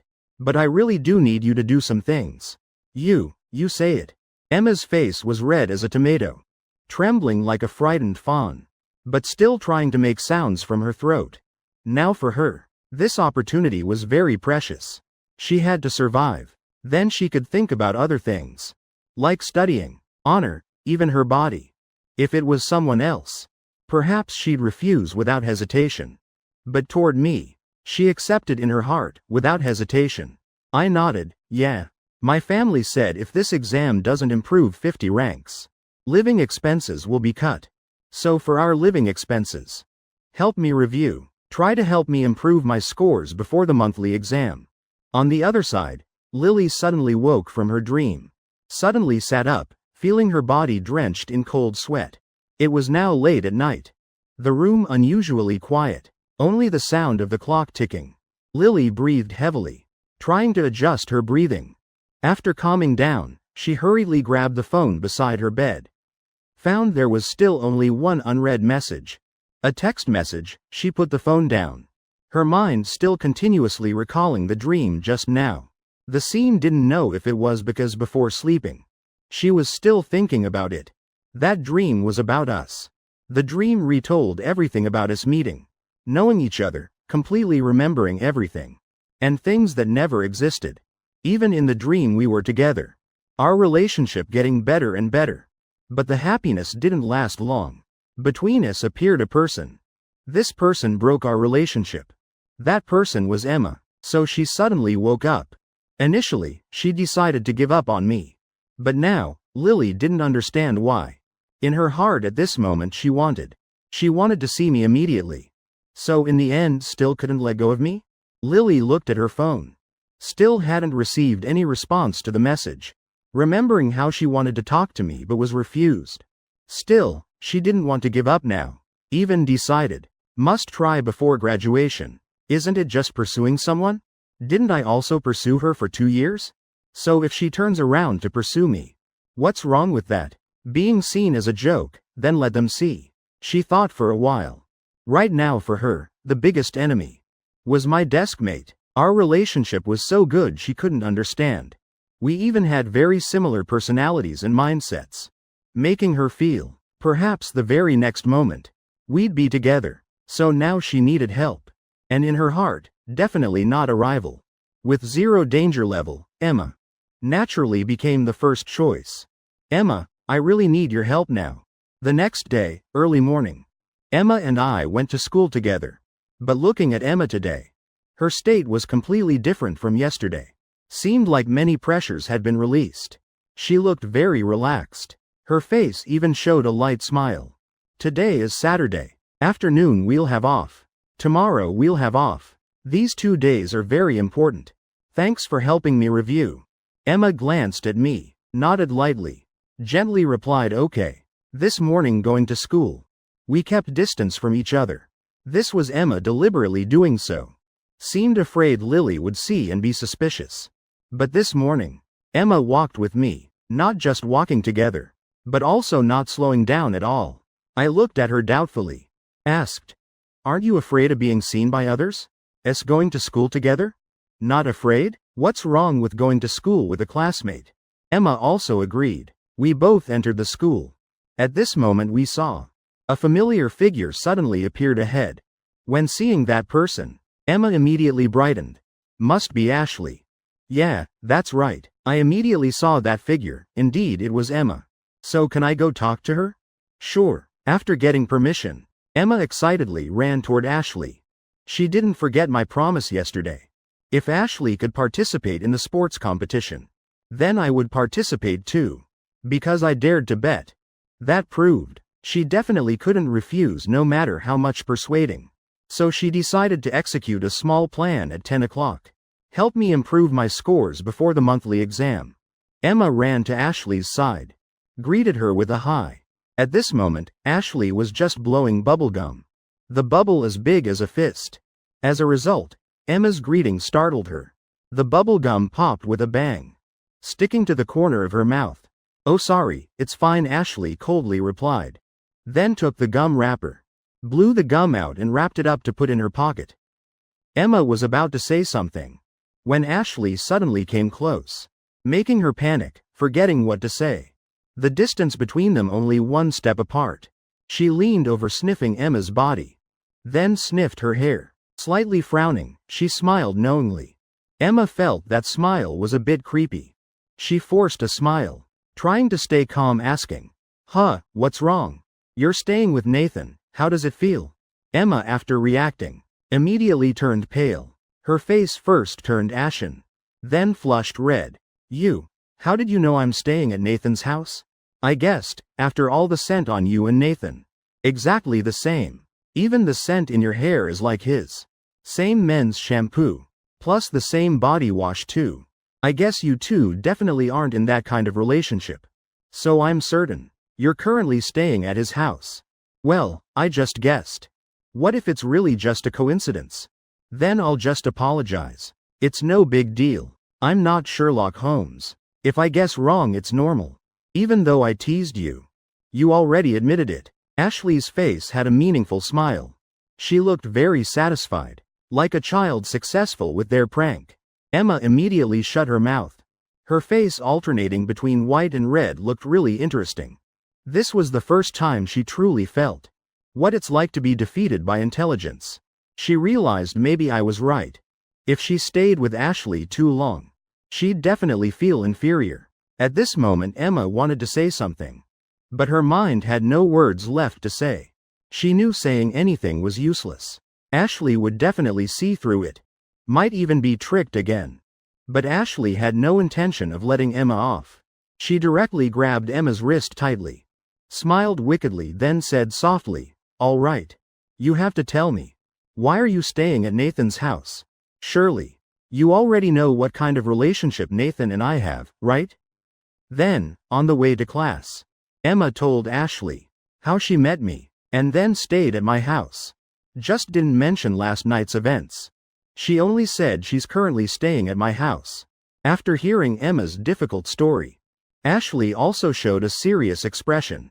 The teasing expression from earlier was gone. I see, that's unfortunate. Ashley gently patted Emma's shoulder. Didn't say anything comforting. Emma also understood. After all, she was very similar to me in this regard. After entering class, both returned to their seats. As for me, I found Ashley sitting in her seat, looking unwell. So I looked at her suspiciously. "What's wrong?" Ashley glanced at me, then said softly, "I wondered why you weren't playing games with me. Turns out you're hiding a girl at home." I frowned slightly. In just a few seconds I understood how to respond. I knew I couldn't hide this from Ashley for long. Sooner or later she'd find out. I'd have to apologize. I can't take the teasing. Ashley chuckled, lips curving up. Fine. Then I won't tease you anymore." "What do you mean?" "I heard about the class president's situation. I support what you're doing." At this moment I looked at Ashley. After a long while slowly opened my mouth saying, "You agree? If it were you, you wouldn't do what I did, right? Though your approach is very much your style." I paused. "But I wouldn't do that. Unless what? Unless you plan to be with her later." Regarding Ashley, I didn't respond, but turned to look toward Emma. At this moment Emma also turned to look at me. After a long stare, Emma showed a light smile. Just a few seconds later, she'd already turned back. My teeth were grinding in my mouth. My gaze became deep, as if thinking about something. Right after I spoke up saying, "That's why I am me. And you are you, we're not the same. Of course there's no standard to judge right or wrong. You just need to do what you think is right." Ashley leaned back in her chair nodding in agreement with my words. Then added, "Even so, I also find her quite cute. Feels silly, especially adorable. Teasing her is very fun." "That's right, to you everyone is silly. By the way, you're also hitting on me. Just by the way. Don't do that again, or I'll get goosebumps." Ashley and I looked at each other. Ashley directly cleared her throat, waved her hand. After school, Emma planned to go to the office alone, to ask about things related to next month's exam.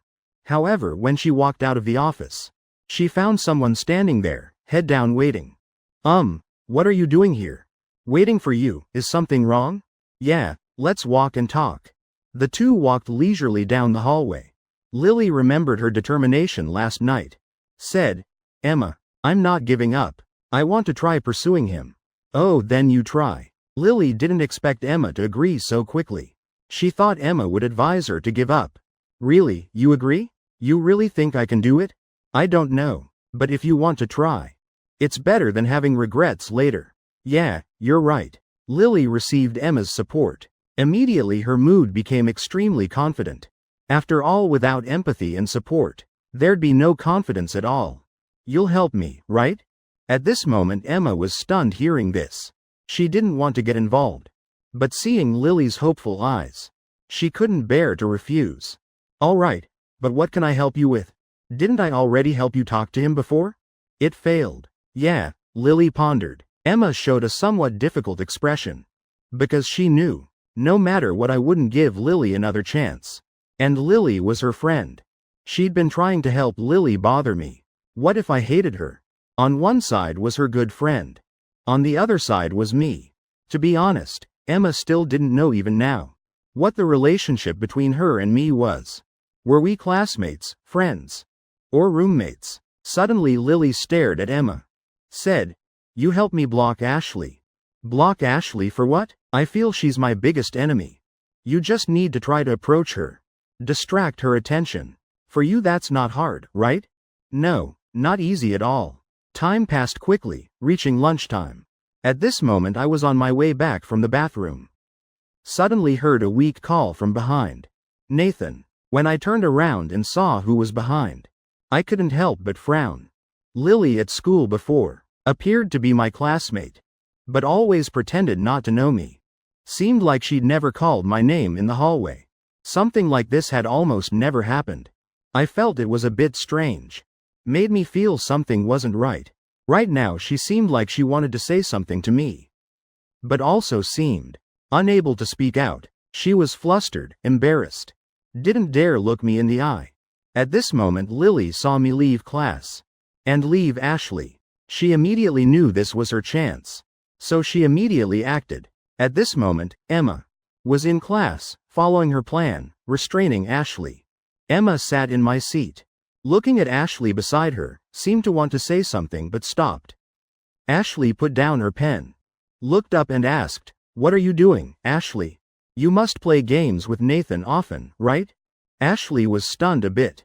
Then nodded. Yeah. Why, jealous? Is she jealous? No, I'm not jealous. Not jealous at all. Emma hurriedly explained. Ashley suddenly came close, eyes seriously looking at Emma. Those panicked eyes. So what's wrong? Emma felt even more panicked. Both ears started turning red. A few seconds later, Ashley turned away and laughed softly. It's fine, just joking. Emma at this moment was like stone, face frozen, feeling like her heart was about to stop. At this moment Emma really wanted to tell Lily, why don't you try once? Keep Ashley here for a while. Not being teased to death by her would be lucky. However, Ashley suddenly became serious, lowered her head and her voice deepened. Said to Emma, Nathan said you have feelings for someone else. Who is it? Do you want to know? Who? Emma's eyes widened, unable to believe it. Ashley shook her head saying, can't say, better not. He told me not to tell anyone. Got it, don't make him angry. Emma gently bit her lip. After a long while, she still opened her mouth saying, I promise I won't tell anyone. Ashley thought for a moment. Then nodded in agreement. All right. Then waved her hand, signaling Emma to come closer. Emma leaned her ear close. Ashley whispered in her ear. Who does he have feelings for? I don't know, but I see you clearly have feelings for him. At this moment Emma lowered her head on my desk. Both ears exposed, flushed red. Small feet continuously rubbing on the floor. Ashley laughed until tears came out before stopping. Reached out to gently pat Emma's shoulder. All right, I'm sorry, I didn't mean to. You're really too easy to tease. I couldn't help it. Emma slightly moved her shoulder, as if protesting Ashley's apology, because she felt she was too naive. Being teased by Ashley without being able to react. Felt very embarrassed, wanted to find a hole to crawl into. Ashley also felt she might have teased too much, so automatically comforted, don't be angry. Actually I think he definitely has some feelings for you too. Otherwise why would he let you stay at his house? If I had to choose, who would be most suitable with Nathan? I'd choose you. Hearing this, Emma slowly raised her head, looking at Ashley beside her with doubtful eyes. Are you teasing me again? No, this time I'm sincere. I swear. The smile on Ashley's lips made Emma believe her words. Emma's feeling at this moment was even more trustworthy than when Ashley was serious. All right, I'll try. Emma stood up. She thought for a moment then reacted. Maybe she was tricked by Ashley. Sitting here for less than 2 minutes. Felt like being completely deceived. Why did I confess having feelings for Nathan? And because of Ashley's support. She felt very happy for herself. But also made herself lose too much face. Since when were you interested in not eating? Facing the problem. Emma stood still for a moment. At this moment her mind suddenly went blank. Right. Since when did she have such feelings? Was it last night when I said those words to her? Those promises made then? Or when I made lunch for her? Like when I treated her like a child? Or since I brought her home, made food for her, when she was cold and hungry? When I got hot water and tried to keep her? After thinking for a while, Emma seemed to understand everything. This feeling didn't suddenly appear at some particular moment. Definitely since I met him. That feeling slowly began to grow. I can't deny that. From the beginning I started having feelings for him. Then each day that feeling grew stronger. Until now I still have to admit. I'd be happy when he rejected Lily. I'd breathe a sigh of relief knowing about his and her relationship. Even feel worried when female students in class come talk to him. If these things don't prove I have feelings for him, then I'm someone who refuses to acknowledge reality. Since I stayed at his house, Emma honestly answered. She wasn't worried at all, not embarrassed. Because everything now was given to her by me. Oh, is that so? So are you really willing? Emma was startled a bit. Asked off-key, what do you mean? Ashley pointed with her pen to the empty space in front. Said, I know what you came here for. Lily already went out. Probably looking for Nathan. These past few days she's been secretly watching Nathan. Also keeping an eye on me. With her way of thinking. She definitely thinks I'm her rival. Then had you come here to talk to me. So she could go find Nathan. Preventing me from suddenly going out and meeting them. Right? Emma was stunned. Mouth agape but still couldn't say a word. Ashley raised her hand to stop her. Said, you don't need to say anything to me. Whether it's right or not doesn't matter. It doesn't concern me anyway. I just accidentally bothered you earlier. Wanted to help you a little. I know you did it for friendship. But if she really worried about one thing Ashley said, that made her completely silent.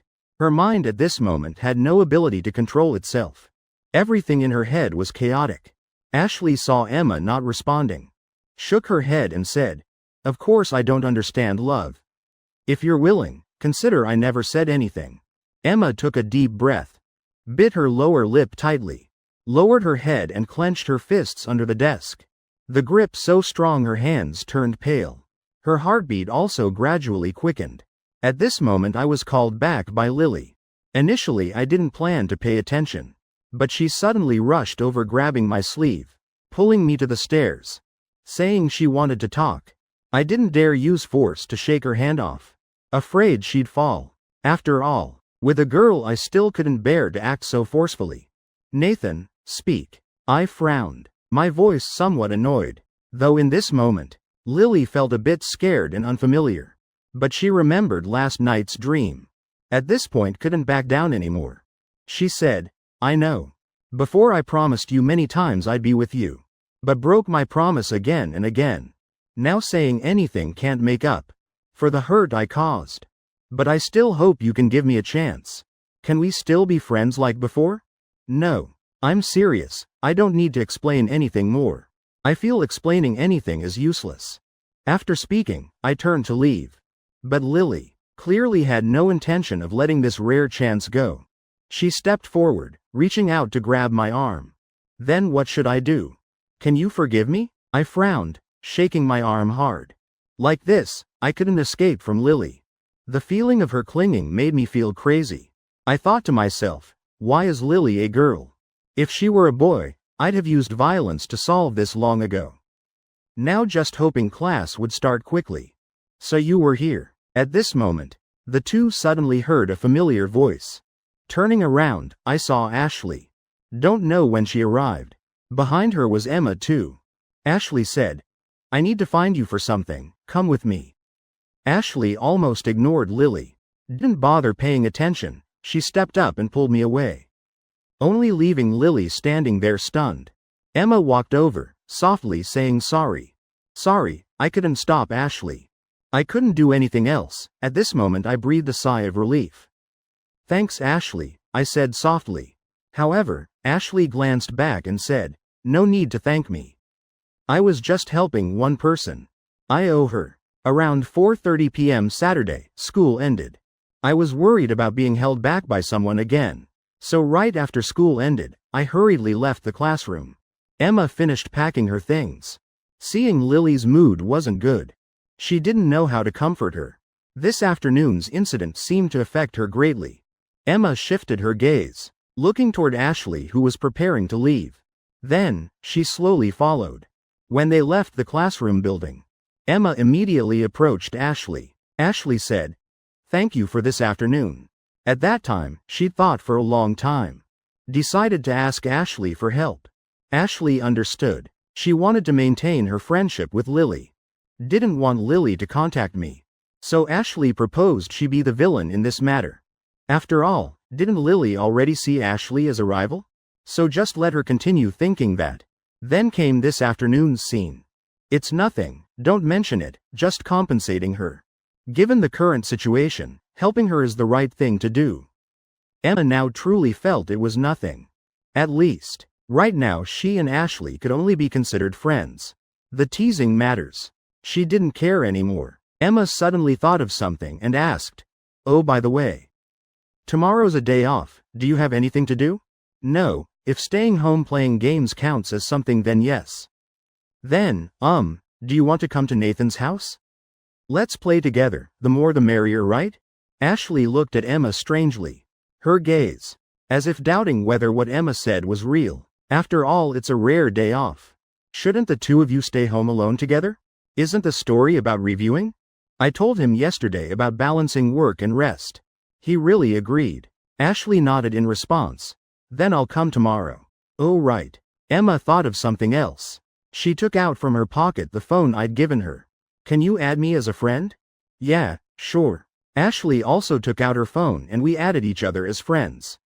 Making friends with classmates, for Emma, was clearly a very simple thing.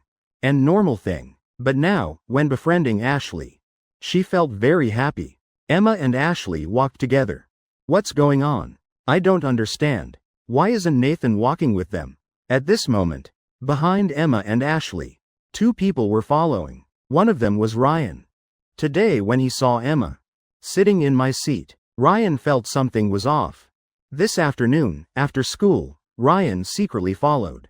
Though he really wanted to know what they were saying, but didn't dare get too close, to avoid being unable to explain clearly later. Until Emma and Ashley said goodbye and left.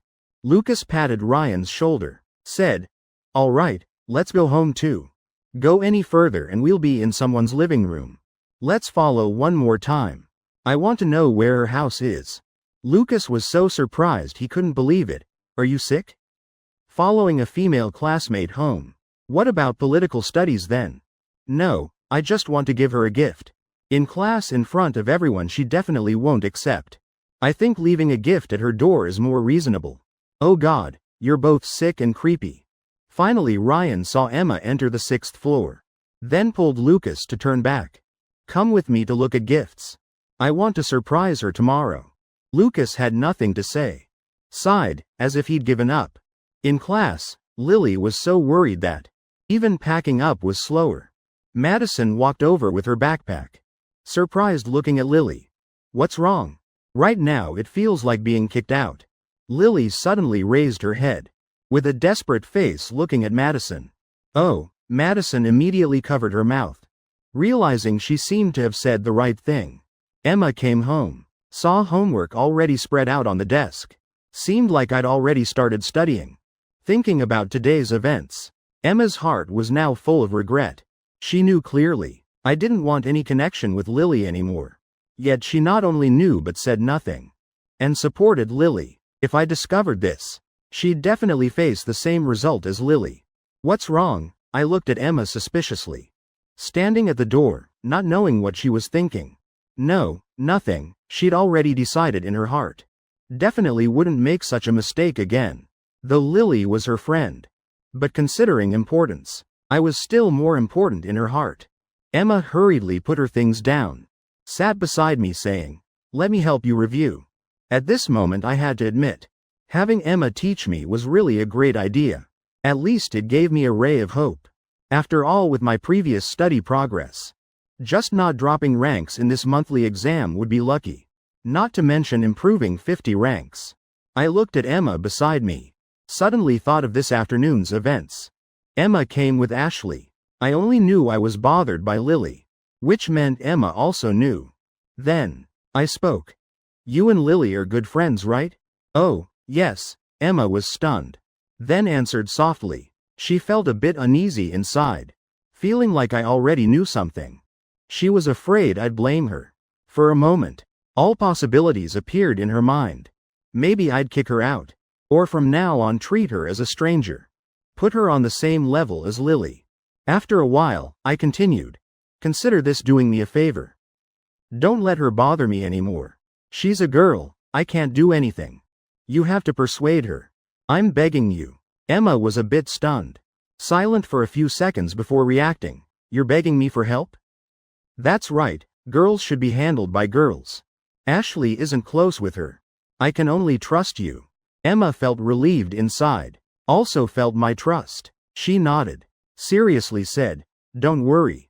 As long as I'm here, I absolutely won't let her bother you anymore." Yeah, thanks, having solved the Lily matter. Now Emma was thinking whether she should tell me about inviting Ashley over. After all, this was my house. She'd only thought about the relationship between Ashley and me. Figured I wouldn't object. So she decided on her own. Thinking about it now, better to ask me first. That's not urgent. I invited Ashley to come over tomorrow. You agree, right? Emma lowered her head slightly. She was afraid I wouldn't agree. Afraid she was wrong. After all, she was just staying here. Had to be careful and cautious about everything she did or said. However, I turned back to continue writing. Said, "Of course, that's fine. I should thank you. When I started 10th grade, her mother once told me, hoping I'd help her make some friends, so she wouldn't be lonely at school with no one to talk to. But she overestimated me. So these 2 years, I was the only one who played with her. You befriend her. Don't look at her appearance of not caring about anything. Actually, in her heart, she's definitely very happy." Emma's eyes widened, a bit unable to believe. Was the truth really as I said? She only knew she was very happy herself. But looking at Ashley seemed like she didn't care at all. "It's fine," I heard her say. "She quite likes you." Really? Emma immediately became happy hearing this, her eyes shining with joy. She'd been worried whether Ashley would hate her. But now hearing me say this, she immediately felt relieved. Around 7 p.m., we were both a bit hungry. I was about to stand up saying I'd make dinner. Emma pulled me back saying, "Let me do it, aren't you trying to study?" Then she added, "Don't know if it'll suit your taste." "It's fine, you try." I didn't mind, because I really wanted to use the time to study. If Emma wasn't here, actually I just want to make a bowl of instant noodles. Emma went to the kitchen. Remembering times at home before, she often cooked for her parents. Just a pity there's no chance for that anymore. Though I wanted to study more. But my attention still sometimes got pulled toward the kitchen. Because I'd never seen Emma cook. Worried if she'd do something wrong, make inedible food, or some accident might happen. But fortunately everything went quite smoothly. About an hour later, I smelled the aroma from the kitchen. Emma brought the food to the table. Called me once. I put down my pen and stood up, seeing the dishes on the table. White rice and 2 dishes, all colorful, fragrant and beautiful. Doesn't look bad at all. Try it, Emma smiled saying. Telling me to sit down. Picking up chopsticks, I tried a bite. First frowned slightly, then silently nodded praising. Yeah, very good. Really? It's good you like it. Emma immediately felt relieved. She was confident in her cooking skills. But still worried I wouldn't like it. Now that it met the standard, nothing was more important. Emma also sat down preparing to eat. Said, "If you like it, I'll cook for you from now on." This way you'll save more time. I didn't respond immediately, but raised my head looking at my workout area. Indeed, it had been a long time since I had time to exercise. But in my heart, Emma was still a guest after all. How could I let a guest cook? After hesitating a while, I slowly spoke. Let's take turns. Once a day, or once every 2 days is fine. Emma sat up straight. After a while, she seemed to understand my meaning. Nodded. Yeah, okay. After eating, we continued studying. Around 10 p.m., we took turns showering. After I came out of the bathroom, sat at the desk and picked up my pen. I'd wanted to study a few more hours. But suddenly sleepiness hit. That feeling spread, slowly invading my whole mind. Time passed, my eyelids grew heavier.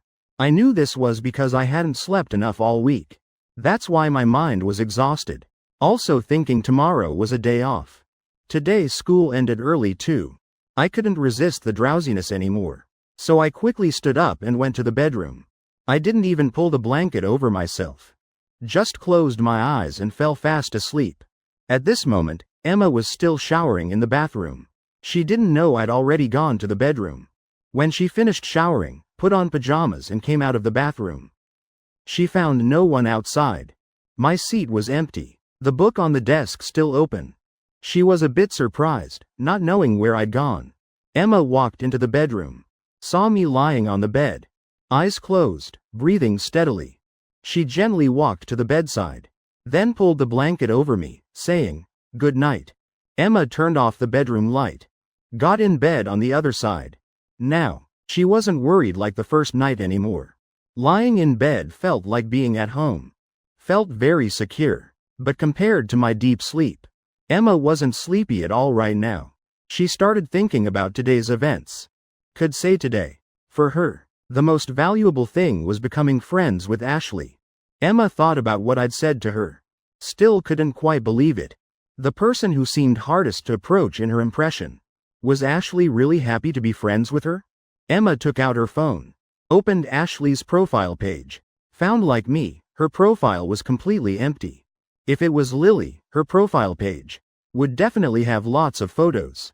Delicious food and beautiful scenery from trips. Emma thought to herself. At this hour Ashley definitely wasn't asleep yet. Suddenly she had an idea.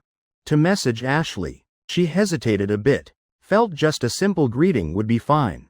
If she was busy she wouldn't reply. Then, she sent a greeting emoji.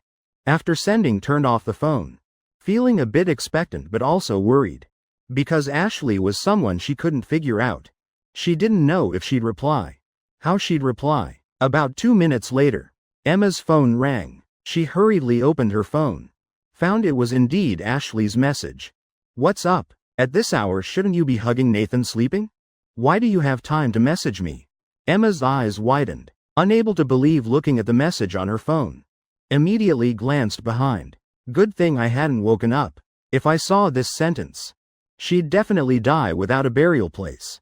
What hugging and sleeping? We sleep separately. There's a blanket barrier between us. You two really sleep in the same bed? Emma suddenly realized. Ashley only knew she was staying at my house, but didn't know where she slept. Now hadn't she exposed herself? Emma also understood explaining was useless. So she told Ashley the truth. At first she planned to sleep on the sofa. But I didn't agree. So both sides kept pushing back and forth. Finally both slept on the bed. So you two are sleeping in the same bed anyway. Ah, just confirmed the relationship directly. The message on the phone made Emma's heart pound. But before she could recover, the phone suddenly fell from her hand. Her body froze. Because at this moment, my arm was placed on her body. Right now it felt like I was hugging her sleeping. Emma slowly turned her head, looking at my face, only about 10 centimeters away from her. Though this was my unconscious action while sleeping. But what should she do now? Should she wake me up? She could think about how this week, because of her, I'd endured so much stress and exhaustion. Emma looked up at the dark ceiling. She wasn't very sleepy originally. Now in this situation it made it even harder to sleep. Feeling my strong arm made her feel very safe. She even started imagining if she lay in my arms, it would definitely feel very secure. So 20 minutes passed. Emma still didn't move. However, at this moment my arm moved again. From Emma's stomach, slowly moving up to her chest. Though there was a blanket barrier, it still made Emma's body tremble slightly. Fortunately, not long after, I turned back over again. This finally helped her tense body relax. Tomorrow he definitely won't remember anything, right? Emma thought to herself. But she wanted me to remember all this. Having persisted this far, finally Emma felt a bit sleepy. Not long after, she fell asleep. A few minutes later, I opened my eyes. My forehead seemed to break out in cold sweat. At this moment I was terrified. Before turning over, I'd actually woken up and realized I was lying in the middle of the bed. My arm was even placed on Emma's body. So I hurriedly turned to face the wall. Really felt my heart pounding. What if Emma wasn't asleep? Tomorrow she won't ask me about this, will she? I pretended not to know I'd slept deeply. The next morning, warm sunlight shone through the curtains, creating a gentle ray. Emma opened her eyes drowsily, pulled the curtains and walked out of the bedroom. At this time I just finished making breakfast. When I brought breakfast to the table, we looked at each other once. In that moment, everything from last night immediately appeared in both our minds. I only had 10 minutes of memory. But I also knew what I'd done last night. And Emma remembering last night's events. Her face couldn't help but turn red. This was the first time in her life being held like that by a boy. And being held in bed. At that time, she clearly felt the size difference between us. If holding me in her arms, definitely for me, she'd just be like a tiny little girl. But anyway, let's eat breakfast.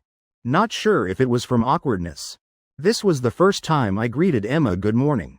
I really felt a bit unaccustomed. Yeah, I'll go wash my face first. Emma also noticed this strangeness. Hurriedly rushed into the bathroom. When she finished washing her face, we sat down at the dining table. Started a silent meal. Around 9:30, Ashley knocked on the door. Emma opened the door, saw Ashley. Immediately smiled, looking very happy. Ashley, you're here? Where's Nathan? He's studying. We just finished breakfast. Ashley walked into the room. Saw me studying at the desk. She put down the things in her hands. Took a paper bag toward me. I looked up, a bit surprised. What's this? My mom knows I'm coming to your place. Told me to bring some food for you. Really, exhausting. Ashley stretched, rubbing her shoulders. Carrying things here. She was already tired from the journey. I looked in the paper bag. Inside were all kinds of food. Fruits, pastries, sunflower seeds, peanuts, ate treasure porridge, everything. Thank Auntie for me. I put the paper bag on the floor. Then continued studying. Ashley looked at the workbook on the desk, said, "Go play with Emma first. I won't wait for you." I waved, signaling them to go. Though seeing Ashley bring food made me want to play too. But right now reviewing was still most important. Emma didn't know what that was. Looked quite big. However, she saw another box. Seemed to be a gift box. That Ashley brought. Who is this gift for? Emma picked up the gift box, looking at Ashley, and asked. Ashley looked up, replying, "This one? I met 2 fraudsters at the door. One of them is the fraud who sent this to you." "That's right, one is the sports committee leader. One is the life committee leader." Emma didn't understand for a moment. After a while she spoke. "Ryan and Lucas? They're fraudsters?" "No, they were just at the door." The sports committee leader kept lying. Lying without blinking. "He said he heard from Lily you were here. I think he followed you. Following someone to their door. And secretly giving gifts. If this happened to me, I'd definitely call the police." Emma looked at the gift box in her hand. Couldn't help but frown. She didn't expect Ryan to be that kind of person. Moreover, this wasn't her house. It was Nathan's house. This action would definitely cause trouble for me. I stopped writing, looked up at the two. Seemed to be thinking about something. Then I raised my hand gently, asking Ashley, "So, Ryan likes her?" Ashley was surprised. "The whole class knows this." "You don't know?" I shook my head, looking sincere. "Probably about a week ago." Whether Emma or Ryan, I didn't know either. Back then my life was just going to school and confessing to Lily. At home I just played games and exercised. How would I have time to care about others' business? I don't like him. Emma almost said it immediately. Her tone very firm. Hearing this, both Ashley and I were stunned, looking at Emma with bewildered expressions. Her reaction was like she was hurriedly explaining. Emma seemed to also realize she'd overreacted a bit. Her cheeks immediately turned red on both sides. I nodded, hesitantly replied, "From what I see, Emma reacting like that must really hate Ryan, to hurriedly explain like that." Ashley raised her hand saying, "Don't worry about this anymore. Open the gift and see." "No, I won't accept his gift. Even if you throw it away, you should open it first. Later at school he'll ask if you received the gift. Like it or not, but you don't even know what's inside. You can't answer. If you were like us, not caring about others' thoughts, then just do that. But aren't you the class president? Don't you have to maintain good relationships with everyone?" Hearing Ashley's words, Emma hesitated a bit. She definitely didn't plan to accept the gift. But Ashley's words made sense. As class president, if there was division in class, it would be her irresponsibility. Then all right. She stood up and walked straight over. "I also want to see what Ryan gave. If this gift is good, I can learn from it." Emma slowly opened the gift box. Ashley and I both craned our necks to look, both curious. Opening it, a mini wooden carousel, an item like this, appeared before the three of us. Seeing this, Ashley and I both frowned.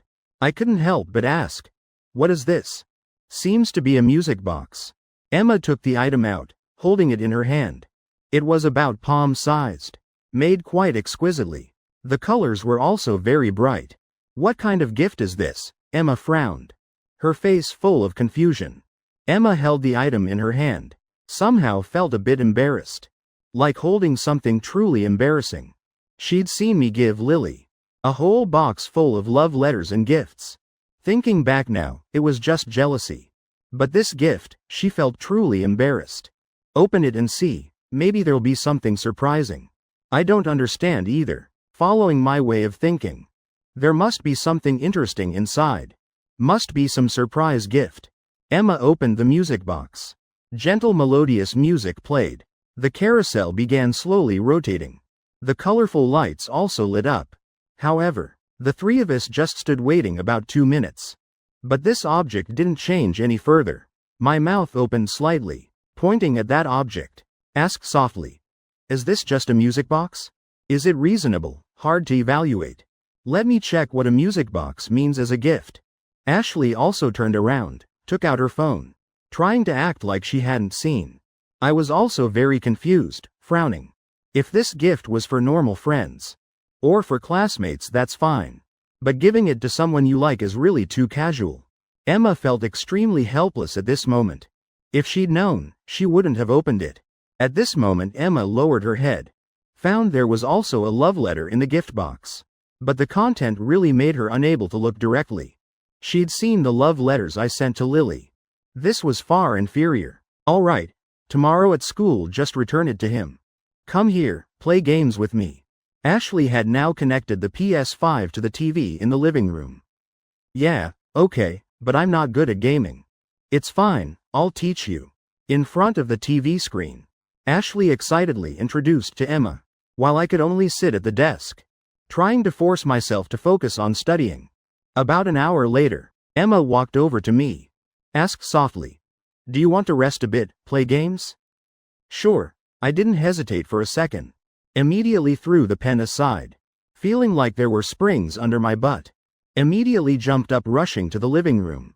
Emma giggled. She knew I couldn't wait anymore. Then, Emma took my workbook and silently nodded. Clearly I'd improved a lot. At noon, Emma planned to make lunch. But because there were no ingredients in the fridge, she didn't know what food restrictions I had, so had to let me go shopping. After I went out, Emma returned to the living room. Looking toward Ashley, who was playing games alone, she suddenly remembered there was a bet with me. If she could get Ashley to sign up for the sports meet, then I would participate too. Emma looked at Ashley's back and thought seriously. Not long after, the image on TV made an idea flash in her mind. "Let's play with Ashley. Loser gets punished. What do you think?" Ashley turned to look at Emma. You want to challenge me? Forget it, you can't win. Let's try. Emma picked up the controller, preparing to face Ashley. She knew her chances of winning weren't high, but she just needed one small win. Just winning once, she could invite Ashley to participate. Character selection phase. Ashley asked, "What's the acceptable range of punishment?" "Whatever," Emma confidently replied. She was afraid Ashley would refuse to participate when the time came. After all, for her, there definitely wouldn't be any unacceptable punishment. "All right, then I'll do whatever too." Ashley seemed very confident. Very quickly, the first round ended with Emma's defeat. She didn't even last 30 seconds. Emma not only felt embarrassed, she'd thought she'd have some chance, even if she didn't know how to play. The result could be 30-70 or 20-80. Didn't expect no chance at all. She completely couldn't resist. "I lost, tell me the punishment." "Then continue, let me think." Ashley smiled. Started thinking of punishments. From her expression, Emma felt a bit worried. She didn't know if she'd really make an excessive request. "All right, since it's the first round, I'll punish you lightly. Tomorrow, when returning that gift, in front of classmates facing Ryan, say I don't like this." "Okay, no problem," Emma replied without hesitation. Actually, for her, this wasn't really a punishment. Very quickly, the second round began. This time, Emma concentrated 120% of her spirit. She stared intently at the screen. Her fingers also used more force. Emma felt a bit of hope, because she'd taken quite a bit of Ashley's health. She thought, this defensive-offensive attack style was very effective. But reality proved, her gaming experience still couldn't compare to Ashley's. The second round, unsurprisingly, lost again. Emma said, Again. What's my punishment?" Ashley was a bit surprised. She asked, surprised, "Still playing? What do you want me to do?" "I'll tell you when I win. The condition is I have to win first." Emma now started feeling less confident. She felt like she ultimately couldn't win even one round. "All right. Then punish you by squatting for a while waiting for me to come back." Ashley paused, hesitated a few seconds, then said, "Later you kiss my hand." "Kiss what?" Emma immediately widened her eyes, face full of disbelief looking at Ashley. She thought Ashley was joking.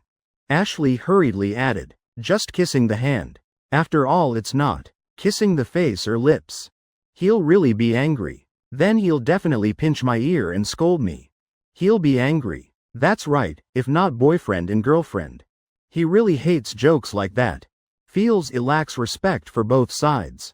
"I see," Emma nodded. She'd thought this would make me angry. After hearing, she also breathed a sigh of relief. She also understood my thinking. When not lovers, such jokes really aren't good. Even so, in her heart there was a tiny bit of disappointment. I continued replying. Emma couldn't wait. She immediately started the next round. Felt everything was worth it. After all, it was to meet the requirement. This round just started. Ashley seemed a bit careless. She thought, playing too seriously wouldn't be good. Might dampen Emma's gaming spirit. If she made her angry, that wouldn't be good. Games should be fun. But Emma was still very focused and progressing quickly. After 2 rounds with Ashley, she'd gained quite a bit of experience. Plus Ashley had let her guard down. She'd taken quite a bit of Ashley's health from the start. Emma was so nervous her hands trembled slightly. She thought now she had to drag out the time. Wait for time to run out. She just had more health than Ashley to win. In the last 10 seconds, Emma stopped defending. Started attacking aggressively, her fingers pressing rapidly like arrows shooting. But right at this moment, the door opened. I walked in carrying groceries from outside. Just arrived. Ashley glanced at me, lost focus, and Emma seized the opportunity. In that brief half-second landed another hit. Yeah, Emma excitedly jumped up. Her heart felt like it was about to leap out.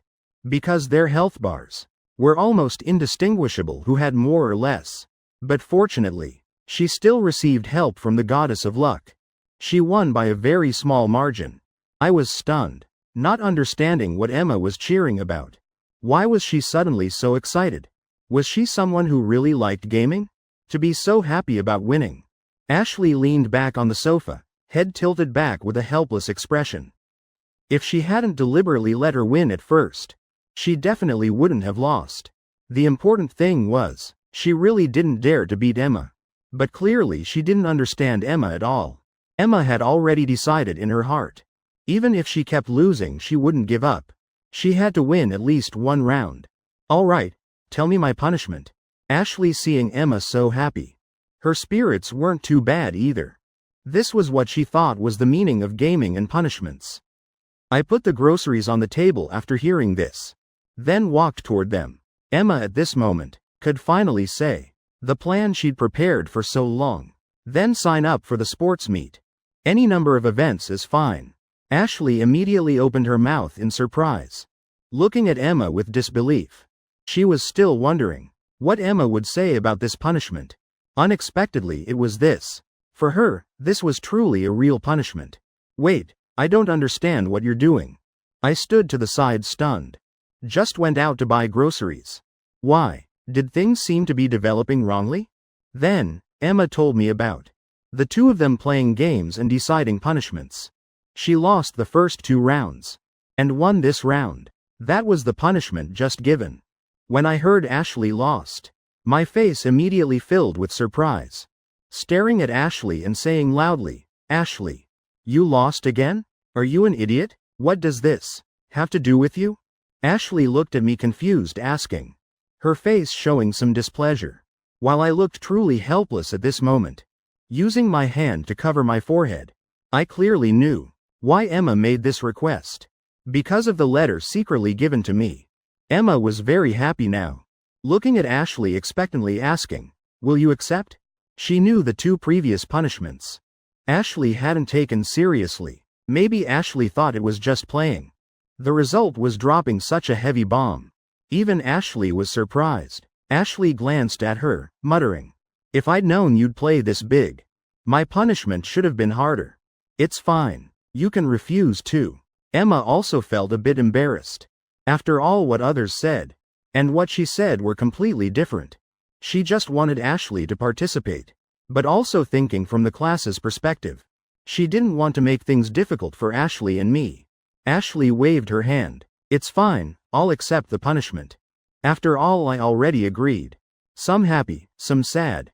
Emma smiled and nodded, while I still seemed unable to accept it. Why are you like this? Ashley also felt it was a bit strange, pushing me with her hand, asking, what's wrong, are you not okay? I didn't answer, but Emma told Ashley about the bet between her and me, which meant I also had to sign up for the sports meet. Oh, so you have to sign up too? Ashley immediately became interested after hearing the explanation, her face bright with a spring-like smile. Oh, that's more like it. Now I feel relieved. Ashley nodded, satisfied. Originally, what bothered her most was having to watch me mock her. But now I had to participate too. So there was nothing to worry about. Can you tell me what Emma's punishment was? I asked. Ashley and Emma looked at each other. Emma immediately understood, knowing now was when she had to complete her punishment. She walked up to me. While I was still confused, she slowly took my hand, bent down. Her thin lips gently kissed the back of my hand. I stood there, completely frozen. I didn't understand what she was doing. Was this some ancient ritual? Or a foreign greeting? Emma raised her head, her face slightly flushed, said softly to me, sorry. This was my punishment. I was stunned for a moment before reacting. Slowly glanced at Ashley. Ashley smiled an innocent smile, but her eyes were observing my expression. Though she often teased me, because she knew I didn't care. But if she really made me angry, Ashley would be scared too. Emma had achieved her goal. She spoke up. I'm hungry. I'll go cook. You guys play. After saying that, she immediately ran to the kitchen. She used this method to force Ashley and me onto the trick boat. She was also afraid of being retaliated against. After running to the kitchen, she started self-reflecting, thinking to herself she was really despicable. But at this moment, Ashley and I had no dissatisfaction with Emma. After all, we agreed to the punishment ourselves. And we made the bet ourselves. If we had to blame, we could only blame ourselves for being too hasty. Oh well, we already promised her anyway. After all, this is the last competition in high school. Playing a bit is fine. I sat on the sofa, crossed my legs, muttering a sentence. But actually, this was just self-consolation. Yeah, still have to think about what events to sign up for. She didn't say how many events. So if we sign up for one, is that okay? Got it. Ashley and I looked toward Emma in the kitchen. She was muttering something. If we only sign up for one event, that's easy. For them, it wasn't difficult. So what event will you sign up for? Short distance running is fine. Long distance, forget it. Let the track athletes do it. Ashley, hearing my words, nodded. Said softly, must be big muscles but poor endurance. Indeed, someone like you. Making you run long distance is really too hard. I can do it. Then I'll sign up for long distance. My face was full of question marks. Slowly turned my head, asked confused. What do you mean? I can't run long distance?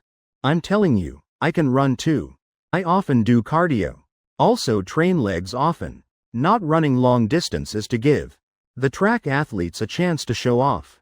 If I participate, they won't have any chance. After saying that, I pulled up my pants, revealing my legs. The muscles on my legs, just moving, was like pulling strings. The lines very clear, looking very powerful. Ashley pretended to be innocent. But do you remember? We once ran a marathon. You ran halfway then. That was because I had low blood sugar, you know. Not because I couldn't run.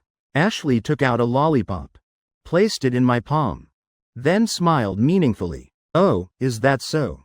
Then this time you eat candy. Watch me run. My eyes widened, expression of disbelief. Then I raised my hand, pointing at Ashley with the candy. Said, I'm really going to sign up for the 1,500 meters long distance. All right, you watch. If I don't get first place, I'll tear apart everything in my account. Ashley took the lollipop, unwrapped it, then directly stuffed it in my mouth. Don't be so stubborn. Really, it's not that I'm saying you can't do it. But that's just the fact. Your muscles are big, consumption must be big too. Also, why do you want to suffer like this? You just need to throw discus. Don't get involved with long distance running. I was angry for a moment. The fire in my heart ignited again. Right after, I took a deep breath.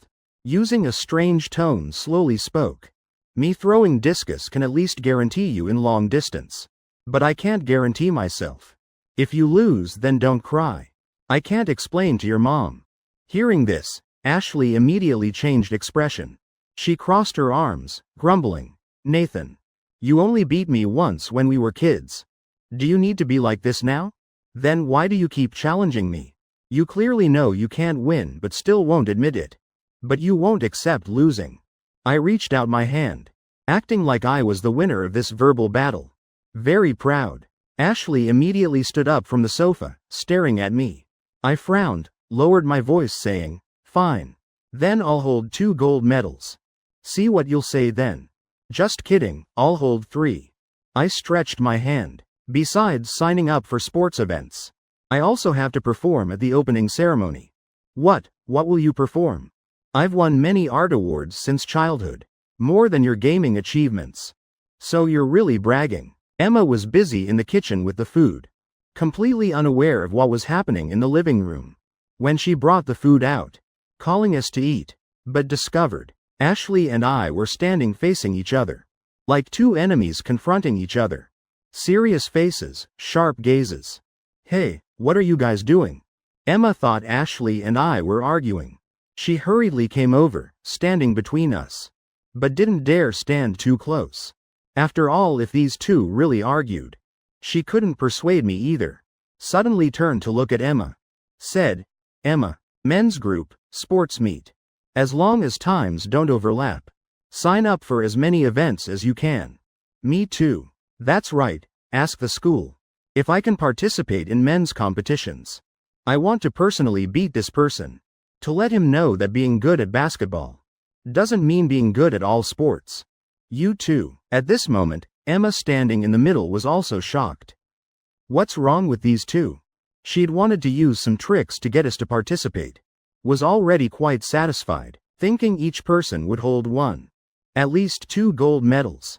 That would be enough. But while she was cooking, we unexpectedly seemed to be confronting each other. Oh right, the opening ceremony performance hasn't been decided yet, right? I'll sign up for martial arts performance, I'll also sign up for dance. At this moment we both no longer cared about the sports competition anymore, but started aiming at the opening ceremony performance. Emma was also in a difficult position now. After all, these things really had to be decided by her, the class president. But a class could only perform one act. So can you two cooperate on one act together? No way, Emma made the suggestion. Immediately received perfect agreement from Ashley and me. This was when Emma really had a headache. Really, inviting gods was easy. Sending them away was hard. If not satisfied, would these two's luck transfer to her? I'll think about it. You two calm down a bit, let's eat. The sports meet is still far away. Emma raised her hand. One hand grabbed each person's wrist, leading us to the dining table. She could only use delaying tactics now. Temporarily not solving our problem. Delay a day if she could. Maybe in a few days they'd change their minds. Now Emma somewhat regretted getting us to sign up. If she'd known, she'd rather not pull us in. After pulling us in, these two then crazily pushed her into the water. All right. We both nodded in agreement, then sat at the dining table. Ashley picked up chopsticks, looked at me, then asked softly, by the way, I want to eat that eggplant dish you make. When will you make it for me again? Next time, forgot to buy it this time. Or next weekend, I'll come to your house and make it for you. Emma stood by the dining table.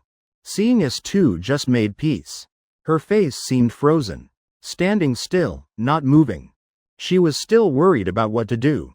Make peace, persuade us not to be angry. But why did we change attitudes so quickly? Why aren't you guys angry anymore?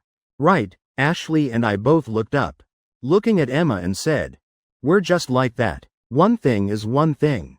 Never bringing emotions from one matter into other matters. Now that we've decided not to think about it anymore. Just do it. Besides, we weren't angry. Just normal teasing, competing a bit. Not to the point of arguing. So that's how it is. Emma slowly sat down, still feeling somewhat unbelievable in her heart. How could these two be like this? Just arguing about this, but right after could normally discuss other things. Were they keeping the argument in their hearts? No wonder when she heard me say before, Ashley and I almost never argued. So it was for this reason. Ashley ate a bite of rice. Immediately her eyes lit up, looking toward Emma, said, this dish you made is really delicious. Feels similar to Nathan's cooking skills. No way, I don't cook as well as him. But maybe because you can eat anything. The three ate while chatting. Suddenly Emma's phone rang. A video call appeared on the screen. She saw it and looked troubled, frowning. Ashley pointed at the phone asking, what's wrong? Who is it? Emma awkwardly answered, it's Lily. I'll go outside to answer. Emma thought, answering Lily's call in front of me wasn't appropriate. Plus there was risk of being discovered she lived here. So Emma unconsciously stood up, planning to go outside. But before she could act, I raised my hand saying, it's fine. You just answer the phone here. We'll be quiet. Is that so? Emma, who was standing up, sat back down. If I'd already said so. Then she had to answer the phone here. Emma pressed the accept call button. Right after Lily's face appeared on the screen. Lily. Emma, what are you doing? Emma. I'm at home. Lily. What's up? Emma calmly replied, but her eyes were extremely unnatural, glancing at Ashley and me. Lily seemed to be lying in bed, looking very bored. Lily. Do you want to go out? Let's go shopping. Emma. Not going anywhere. These days I need to review.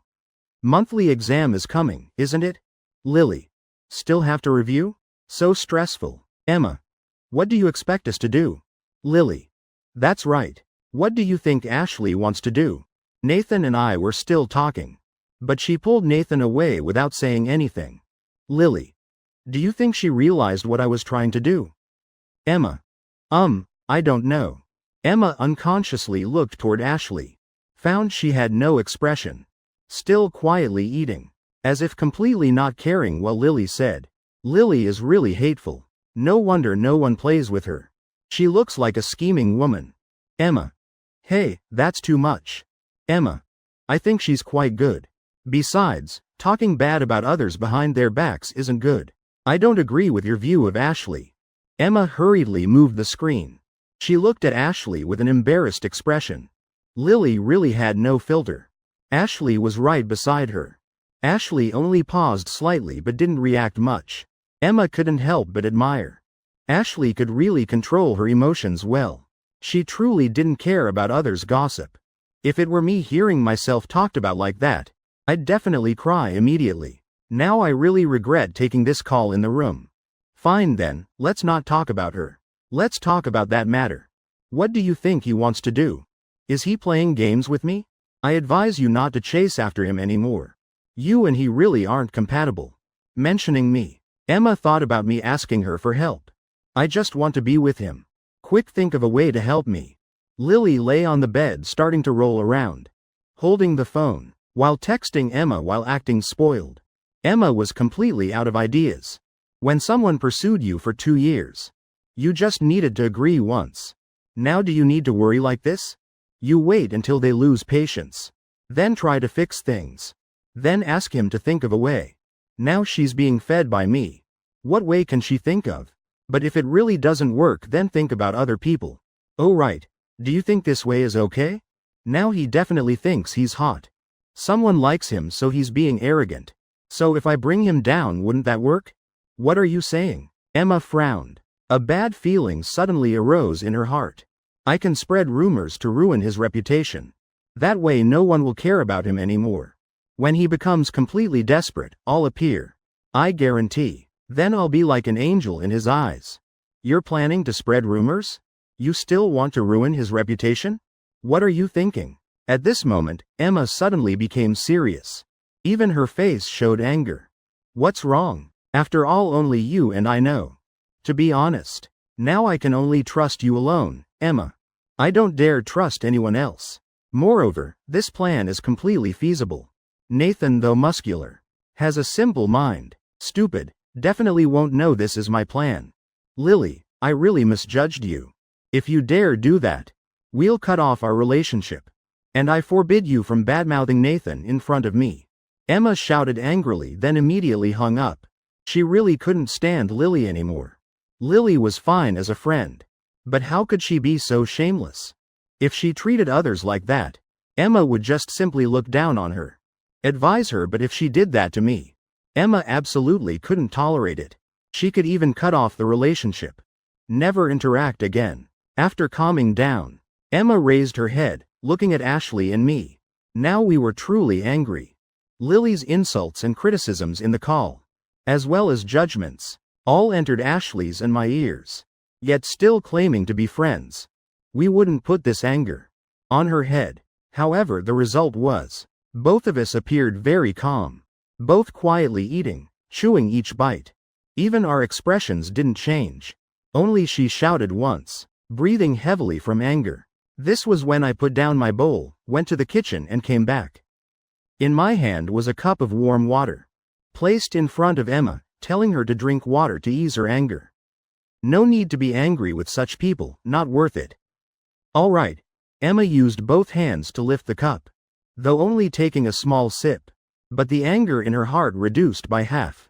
Because she heard me gently comforting her like that. She'd planned to comfort me, advise me not to be angry. Yet I turned around to comfort her. Oh right, and Ashley too. Just now Lily insulted Ashley a lot. Emma shifted her gaze to Ashley. She was about to explain, advise her not to be angry. But Ashley seemed to see through all her thoughts. Gently patted Emma's shoulder. Said, "You just made friends poorly. It has nothing to do with you. Don't blame yourself." I know. Emma was stunned. She nodded slightly. She didn't expect Ashley and I to be so emotionally stable. Not angry, not upset. Meanwhile, at Lily's house, she looked at the hung-up phone, feeling confused, face full of doubt and bewilderment. Emma's anger just now still echoed in her head. Strange, is she angry? Did I say something wrong? surely didn't offend her. What a pity. She's clearly the most suitable person for this plan. This plan was clearly made for her. Lily put down the phone. Using her hand to support her forehead, she thought Emma would help her become the rumor spreader, because Emma had good relationships in class. Her words always made people feel happy, even if it was nonsense rumors. When Emma said them, they would become truth. Then she'd successfully isolate me. Though now Emma wouldn't help her anymore.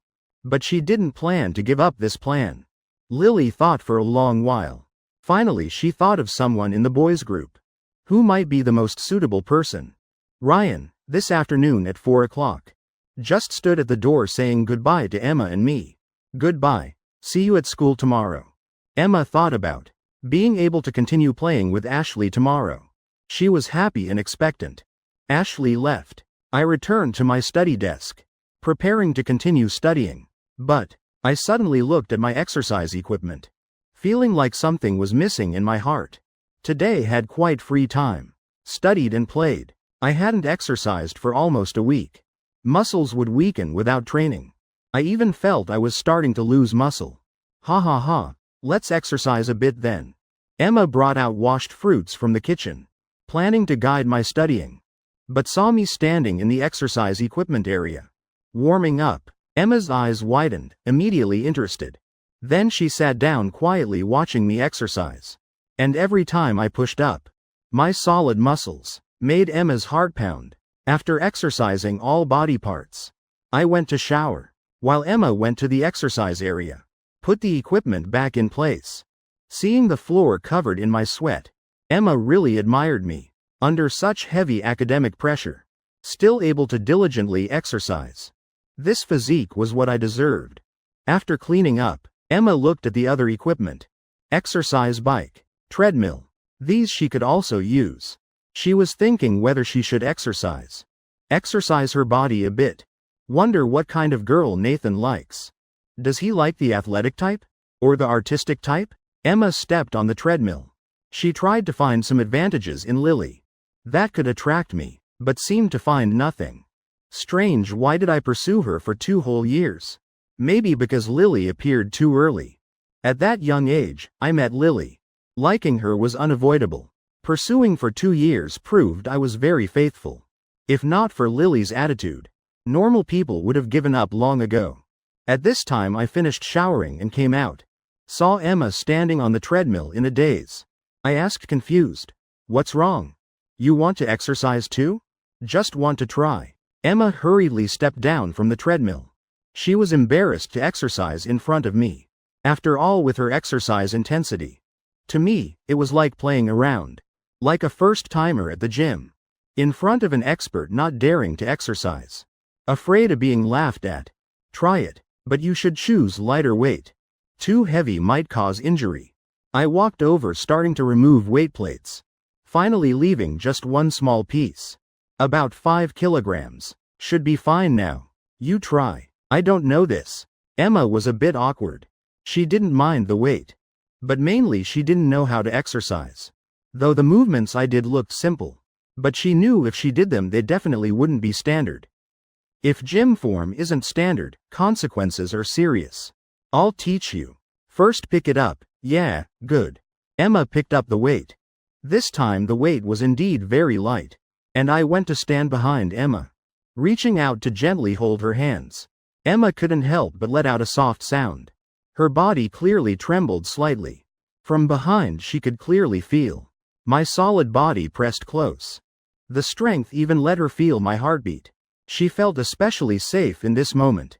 Slowly feel the force position. Breathe evenly. Then I guided Emma's body, helping her do the movement slowly. At this moment in Emma's heart, she basically couldn't feel the muscle exertion. Now being able to stand steady was already very difficult. Me pressing close to her, plus just having showered, emanating a gentle fragrance. This was the closest I'd been to her. In this situation, how could she concentrate? Once familiar with the movement, you can do it. If the form isn't standard, adjust promptly. After instructing Emma, I let her try herself. Emma did 1 set. I helped her adjust the movement again. Like this 10 minutes passed. Emma felt her arms slightly sore. Could say this process was extremely painful for her. But the satisfaction and fullness after finishing made her really like it, though sweat had soaked her clothes. Hair also stuck to her forehead. Her face also turned red. She felt maybe she'd fall in love with fitness. At night, Emma, after showering, sat beside me guiding my studies. We sat until late, then went to the room preparing to sleep. Emma thought about last night's events. Emotions somewhat complex, but she still wanted to know. Then she looked at me, said softly, "Last night you seemed very tired. Slept very deeply." When hearing Emma mention last night, I immediately remembered when I woke up last night. Seemed like I'd hugged Emma. Don't know for how long. Now Emma brought this up again. I could only awkwardly look elsewhere and reply, "Yeah. Yesterday was too tiring, fell asleep as soon as I lay down." Suddenly I felt Emma and I seemed not very compatible. When sharing a bed, if I turned over and pressed on Emma, I'd probably be kicked off the bed by her. Thinking this, I pointed outside the door. Said, "How about I go sleep on the sofa?" Emma was a bit surprised. She didn't understand why I suddenly wanted to sleep on the sofa. We'd clearly been sleeping together like this for almost a week. No way, sleeping on the sofa isn't comfortable. Emma shook her head. I remembered, "Fine then, all right. I'm just afraid you feel cramped." I lay on the bed, moving to one side. The blanket barrier in the middle also moved a bit, this way creating more space for Emma. However, Emma found this unreasonable. She and I had too great a physical difference. If her sleeping area was smaller, it wouldn't matter. But if my sleeping area was smaller, it would be very uncomfortable. At that time, even turning over wouldn't have space. When sleeping, easily hitting the wall. So Emma pulled the blanket back to its original position. My heart was very complex. Felt if I did wrong I should apologize. Shouldn't avoid. This wasn't my character. "Emma, last night you slept late, right?" I slowly spoke. After a moment of silence, Emma slowly said, "Last night I was too tired. So when sleeping I couldn't control myself. Must have turned over and slept on your side. And accidentally put my arm on you. Sorry." Emma faced me. After hearing me finish, her eyes widened in surprise. Didn't expect I'd remember that clearly. She thought I wasn't conscious then. It's fine. When people are asleep, who can control it? I don't care about such trivial matters, Emma said in a gentle voice. She smiled slightly. She really liked my straightforward personality. Very direct, and hoped she could be like me. The next morning, I was still the first to wake up. Quietly left the bedroom to make breakfast. 5 minutes later, Emma woke up.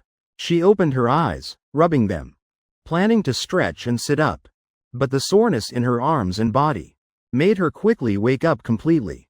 The feeling of pain. When she tried to lift her arm, she didn't dare move anymore. Even her legs couldn't use strength. Though she had a feeling that exercising like that last night, the next day would definitely be very sore. But didn't expect it to be this serious. She even found getting up became a problem. This proved her physical fitness was really poor.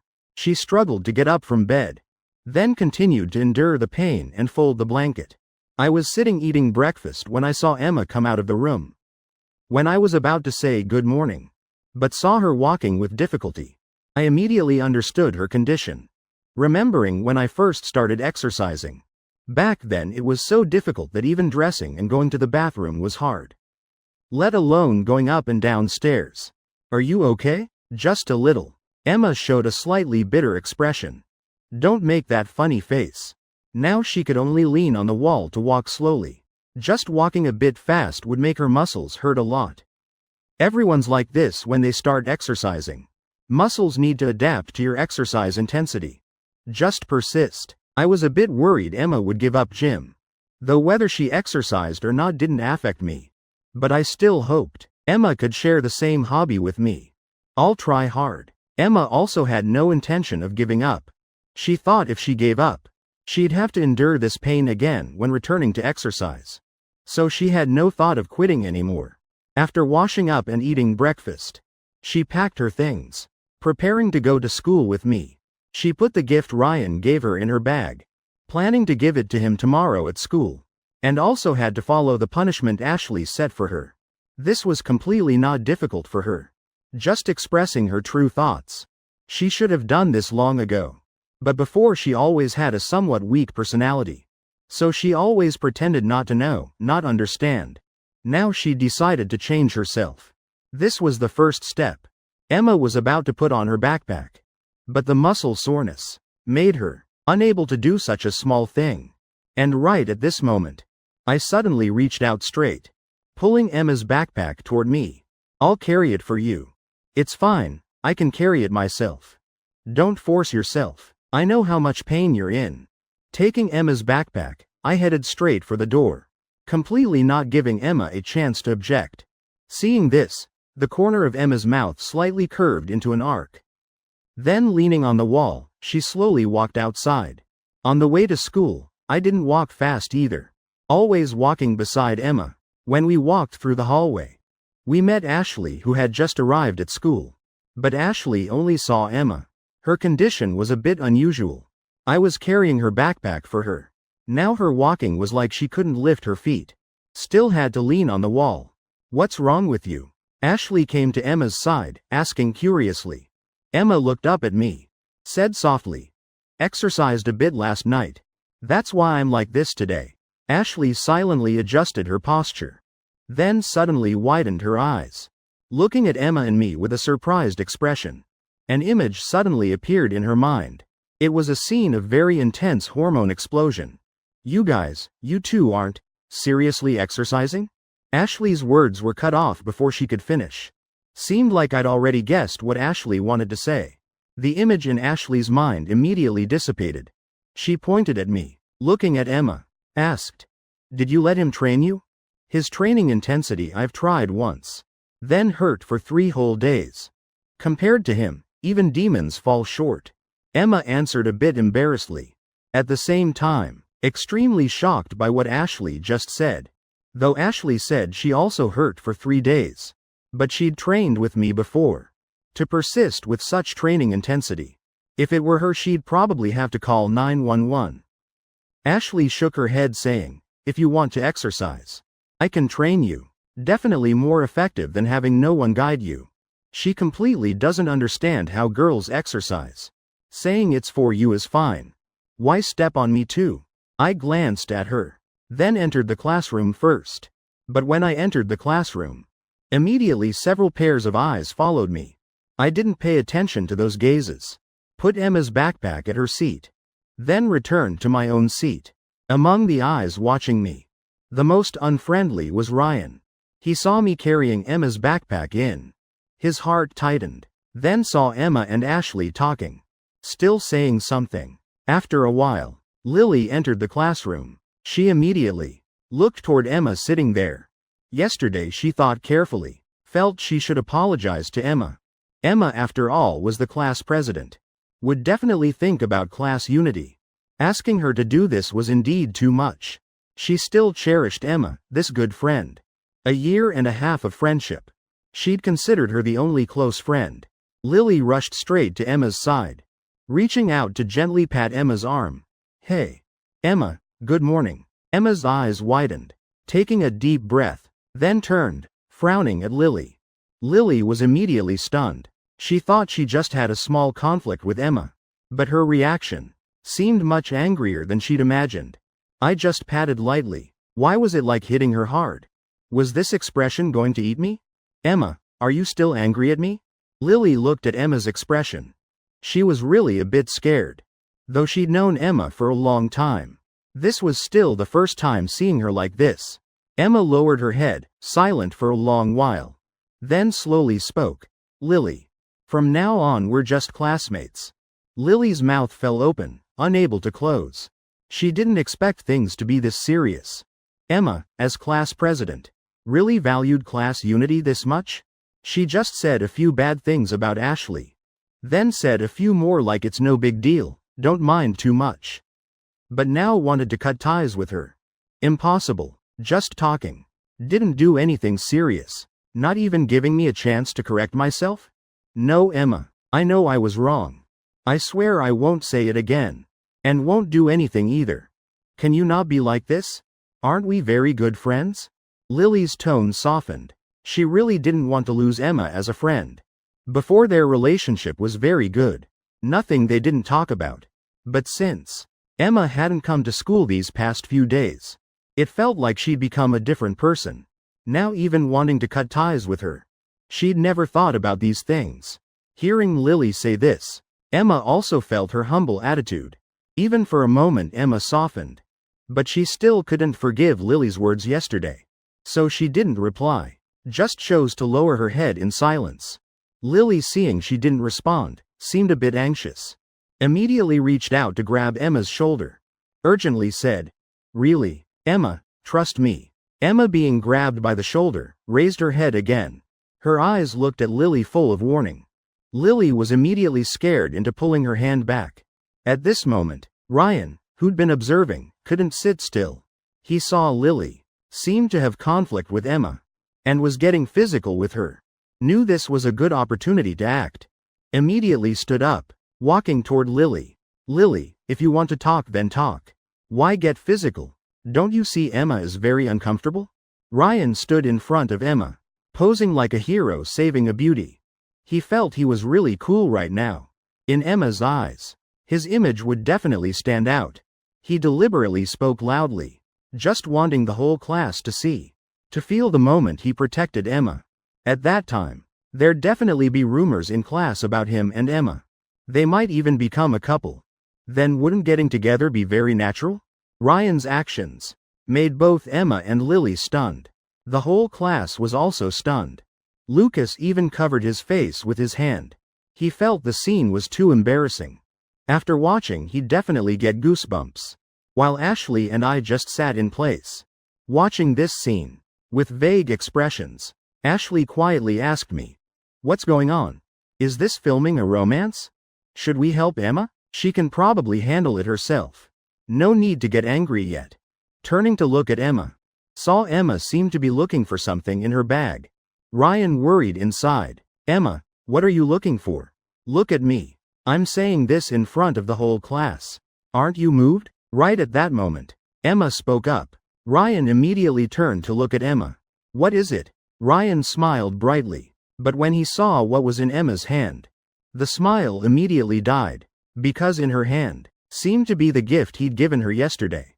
Emma endured the pain, slowly standing up, then handed the gift in her hand to Ryan. Under the eyes of the whole class, Emma coldly said, voice neither loud nor soft, "Ryan, this is the gift you gave me yesterday. Now returning it to you. And from now on, don't give me any gifts. I don't like you." The whole class immediately buzzed. Most people's mouths hung open, eyes wide. They didn't expect to witness such a scene early in the morning. After Emma finished speaking, she unconsciously looked toward Ashley and me. Ashley gave her a thumbs up, her face also showing admiration. At this moment, Ryan stood frozen in place, unable to move. His face was pale, as if telling everyone he was dead. Lily also couldn't believe it. She didn't expect Emma to say such words at this time. Especially Lily. She realized Emma seemed to have really changed. Completely different from before. That made her feel unfamiliar. Seeing this, Lucas hurriedly stood up, pulling Ryan back. Though Emma's actions also surprised him. But overall, Ryan brought this on himself. Yesterday he followed her home. When stopped, he didn't listen. Now that this happened, no one could be blamed. Emma sat down, opened her book, not caring about everyone's gazes. She'd done what needed to be done. The rest she didn't care about, didn't want to care. During class, many people weren't paying attention to the lecture, occasionally sneaking looks at their phones. Emma's heart had many questions, and was also very worried. What she worried most about was her relationship. What to do now? As for Ryan, no need to mention. The whole class, he just stared at his desk. Who knows what he was thinking? After class, Emma wanted to go to the bathroom, but her body was really difficult to move. Sitting down, then having difficulty standing up. Felt like she needed a walking stick now. But at this moment, Lily once again came to Emma. "Emma, can we talk? I think we definitely still have misunderstandings." At this moment, Emma's heart felt like bursting. She didn't want to care about so-called misunderstandings. She just wanted to go to the bathroom. The girls' bathroom from the classroom. Not far, going back and forth takes 3 minutes. Let alone her current condition. Emma, don't ignore me. What else are you angry about? Emma didn't want to say anything anymore. Also didn't want to reply. At this moment, a hand suddenly appeared in front of her. Lily turned to look. Immediately showed an expression of disbelief. Ashley. Emma also saw Ashley beside her. Ashley gently raised an eyebrow, though she didn't say anything.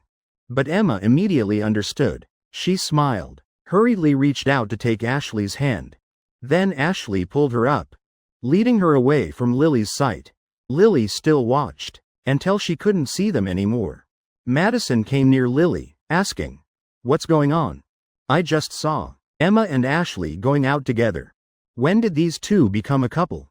"Don't know." Lily shook her head in confusion. Her heart was very chaotic. At this moment she thought a lot, carefully thinking back to Emma's expression just now, when she saw Ashley.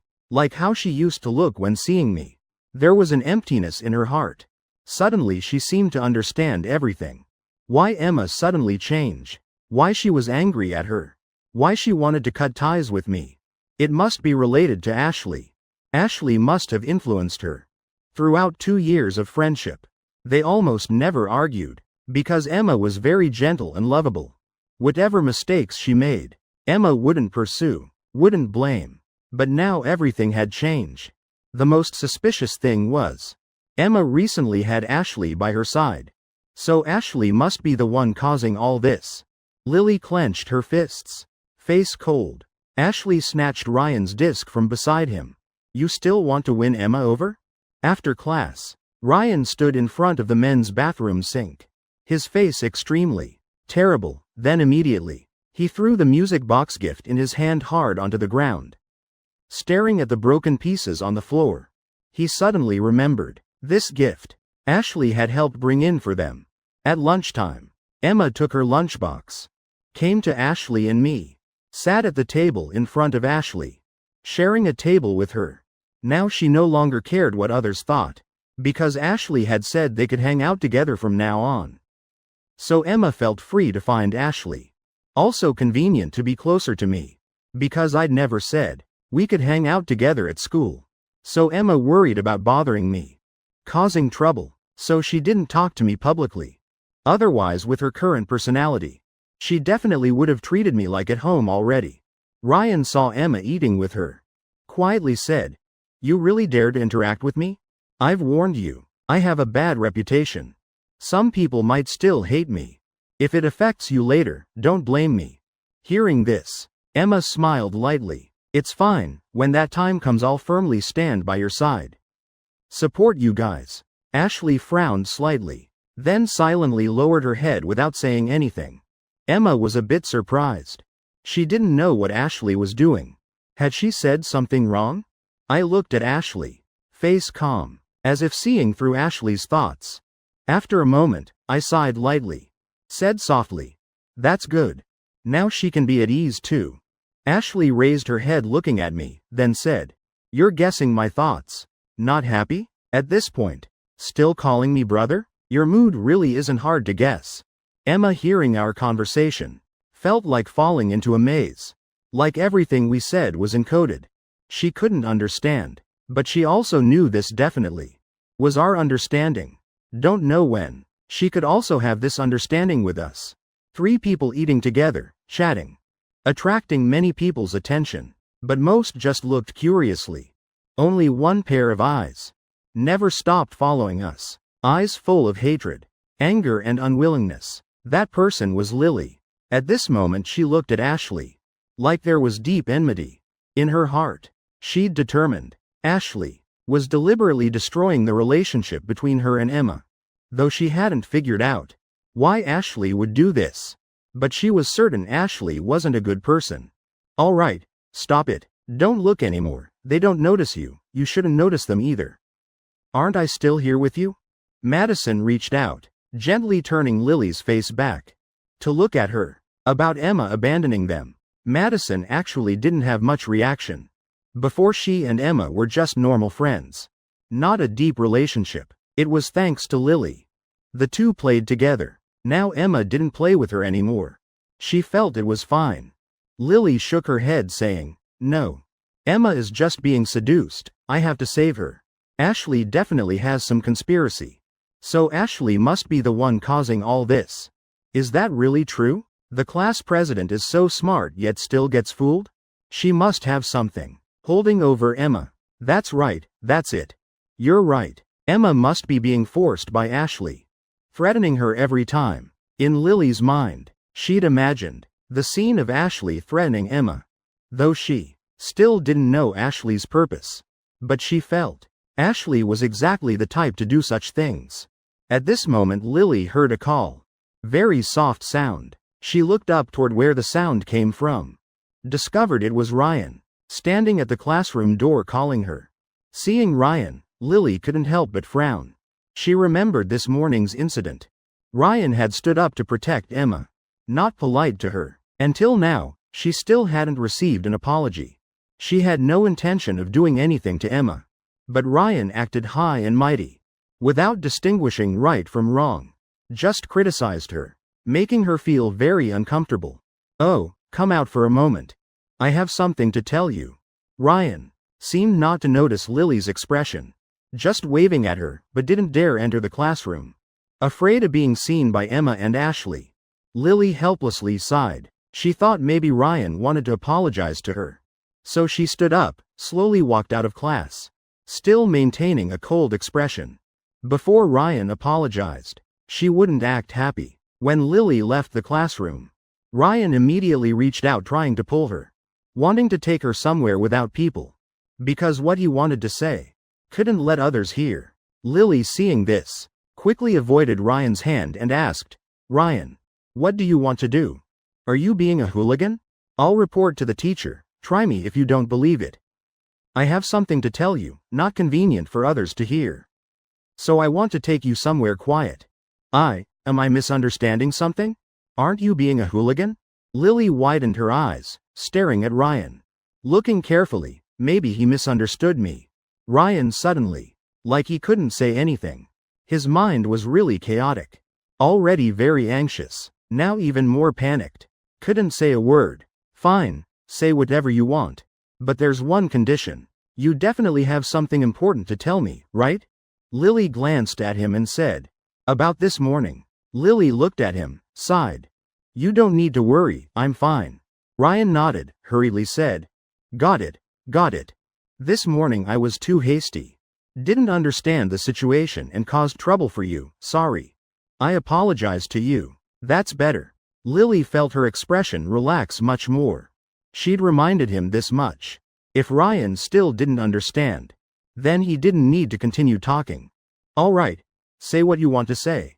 Otherwise I won't talk to you anymore." Ryan looked around, observing no one eavesdropping nearby, then stepped closer to Lily, lowering his voice. "Aren't you Emma's best friend? So I want to discuss with you. I feel Emma seems to have changed now. And I think Ashley might be doing something behind the scenes." Lily, hearing this, her eyes suddenly flashed with surprise. "Don't think like that." That evening, students left school early, because tomorrow was the exam. Ashley walked on the road home. She was used to walking on such night streets. Moreover, the street was brightly lit. Not few people passing by. She had nothing to worry about. However, when passing a street corner, Ashley suddenly frowned in surprise. Just passing by, she seemed to have seen someone in her peripheral vision. Not long after, two people quickly ran past the street corner. But when looking at the street ahead, no one was there, lost them. Those two were Ryan and Lily. Both followed Ashley after school. They knew there was no chance to approach Ashley at school, and couldn't ask anything. So they'd arranged after school to follow Ashley, to make her explain things between her and Emma. But now they'd lost Ashley. Lily wanted to give up. She felt following was a mistake. Ryan, seeing Lily about to leave, immediately pulled her, saying, "Don't go. You promised. If you leave, what should I do? No one told you to be friends with me." Just as the two were talking, suddenly something flew over their heads, fell straight down, hitting a passerby's head. The man hit on the head grimaced in pain, making him grit his teeth. Lily and Ryan, hearing the noise, looked toward the man. The man rubbed his head, then also saw them. He frowned, face full of anger, walking toward them, asking, "So which of you two threw this? Do you throw things on the street like this? How did your parents teach you?" "It wasn't us." Ryan almost